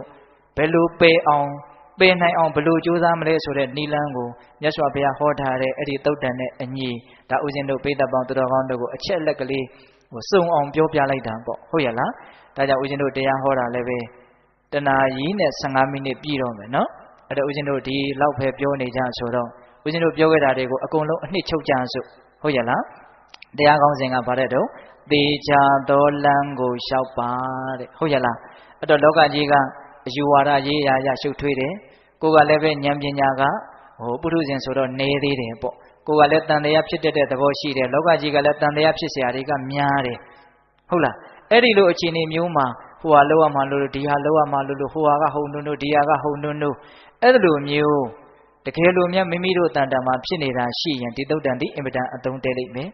ကိုယ်တန်တံမှာအဲ့လိုတန်တရားတွေမရှိဘူးဆိုအောင်တော့ကိုယ်နဲ့နီးစပ်ရာကိုယ်ပတ်ဝန်းကျင်မှာဒီလိုတန်တရားတွေနှိမ့်ဆက်ခံရပြီးတော့ဆင်းရဲနေတဲ့ပုဂ္ဂိုလ်တွေများတွေ့ခဲ့မယ်ဆိုရင်ပိဿပေါင်းသူတော်ကောင်းတို့ဒီသုတ်တံမှာလာတဲ့မြတ်စွာဘုရားရဲ့စကားတော်တွေကိုအသုံးချပြီးတော့တစ်ဖက်လူကိုအသိဉာဏ်ရှိအောင်ချမ်းသာအောင်လုပ်ပေးလို့မရဘူးလားရတယ်အဲ့လိုရည်ရွယ်ချက်နဲ့ဒါဦးဇင်းတို့ပြောတာပါဟုတ်ရဲ့လားအဲ့တော့မြတ်စွာဘုရားကတန်တရားဖြစ်ကြတဲ့ကာလမတွေကိုဘယ်သူပြောတာကိုမှမယုံနဲ့ဆိုတဲ့အတိတ်ပဲဟုတ်ရဲ့လားအဲ့လိုတော့တိတိကျကျမပြောဘူးနော်အစဉ်အလာရလဲမယုံနဲ့မာ10ချက်ပြန်မပြောတော့ဘူးနော်သူများပြောတာတစင်ကြားစကားတွေဒါကောင်းလှပြီဆိုယုံမြတ်နဲ့မယုံလိုက်ပါနဲ့ဟုတ်ရဲ့လားကိုယ်တိုင်လောဘဒေါသမောဟတို့သည်မကောင်းဘူးဆိုတာကိုသိနိုင်ပါတယ်သိပြီးရင်မကောင်းမှန်းသိရင်ပယ်နိုင်အောင်ကြိုးစားပါတဲ့အလောဘအဒေါသအမောဟဆိုတဲ့တရားတွေကောင်းတယ်ဆိုတာအပြစ်ကင်းတယ်ဆိုတာကိုယ်တိုင်သိနိုင်တာပဲသိပြီးတယ်ဆိုရင်အဲ့ဒါကိုပြည့်စုံအောင်ကြိုးစားပါတဲ့ဟုတ်လားနောက်ပြီးတော့ကိုတယောက်တည်းနေလို့မရတဲ့တတ္တလောကကြီးမှာတခြားသောတတ္တဝါတွေရဲ့အပေါ်မှာမေတ္တာကရုဏာမုဒိတာဥပေက္ခဆိုတဲ့ဗြဟ္မစိုရတရား၄ပါးပွားများပြီးတော့နေပါဘယ်လိုလူမျိုးကမှဒါကိုအပြစ်တင်လို့မရပါဘူးမလွဲနိုင်တဲ့လမ်းတေချာတဲ့လမ်းချမ်းသာဖို့ဟုတ်ရဲ့လားအဲ့ဒါလို့မိမိတို့ကဉာဏ်ပညာကြီးနဲ့ကောင်းတာတွေကိုပဲကြိုးစားမယ်မကောင်းတာတွေကိုရှောင်ပြီးတော့တဘာဝကြတွေးပြီးတော့အဲ့ဒါလို့ကောင်းမှုကိုပဲလုပ်ပြီးတော့မကောင်းမှုကိုရှောင်မယ်ဆိုလို့ရှိရင်ထောက်တရားကြီး၄ခုကိုရလိမ့်မယ်ဟုတ်ရဲ့လားတမန်တော်လောကရှိသည်ဖြစ်စေမရှိသည်ဖြစ်စေကောင်းမှုမကောင်းမှုရဲ့အကျိုးရှိသည်ဖြစ်စေမရှိသည်ဖြစ်စေမကောင်းတာပြုလို့ပြုသည်မြည်သည်ဖြစ်စေမမြည်သည်ဖြစ်စေဟုတ်ရဲ့လားကောင်းတာကိုလုပ်ပြီးတော့မကောင်းတာမလုပ်တဲ့ပုဂ္ဂိုလ်အတွက်ထောက်တရားကြီး၄မျိုးရလိမ့်မယ်နောက်ဘဝရှိလည်းပဲသူ့အတွက်ချမ်းသာတယ်မရှိလည်းပဲဒီဘဝချမ်းသာတယ်ကောင်းမှုမကောင်းမှုရဲ့အကျိုးရှိမရှိသူကတော့ဘယ်ဘက်ကကြည့်ချမ်းသာတယ်ဟုတ်ရဲ့လားဒါကြောင့်ပိဿပေါင်းသူတော်ကောင်းတို့ကောင်းမှုကိုပြုခြင်းမကောင်းမှုကိုရှောင်ကျဉ်ခြင်းသည်သာလျင်ချမ်းသာဒုက္ခသည်ကိုသွားတဲ့နေရာမှာမလွဲနိုင်တဲ့လမ်းသေချာတဲ့လမ်းပေါ့ဟုတ်ရဲ့လားဒါကြောင့်သေချာသောလမ်းကိုလျှောက်ပါဆိုတာကိုပိဿပေါင်းသူတော်ကောင်းတို့ ထိုက်တဲ့လောက်တော့နားလည်ခဲ့ကြပြီပေါ့နော်အဲ့တော့ကိုဘေးပတ်ဝန်းကျင်ကိုလည်းပဲတကယ်လို့တန်တရားသားကောင်တွေတွေ့ခဲ့မယ်ဆိုလို့ရှိရင်တတ်နိုင်တယ်မြမိမိတို့ရဲ့ဉာဏ်ပညာနဲ့တဆင့်ဖောက်တဲ့ချပြီးတော့ရှင်းလင်းပြောဆိုနိုင်ကြမယ်ဆိုရင်အမျက်ဆုံးသောသာသနာပြုကုသိုလ်တူကြီးကိုမရနိုင်ပေဘူးလားရနိုင်ပါလေဒါကြောင့်ဘေးသက်ပေါင်းသူတော်ကောင်းတို့ကိုယ်တိုင်လည်းပဲတေချာသောလမ်းကိုရှောင်လန်းနိုင်ကြပါစေတပါး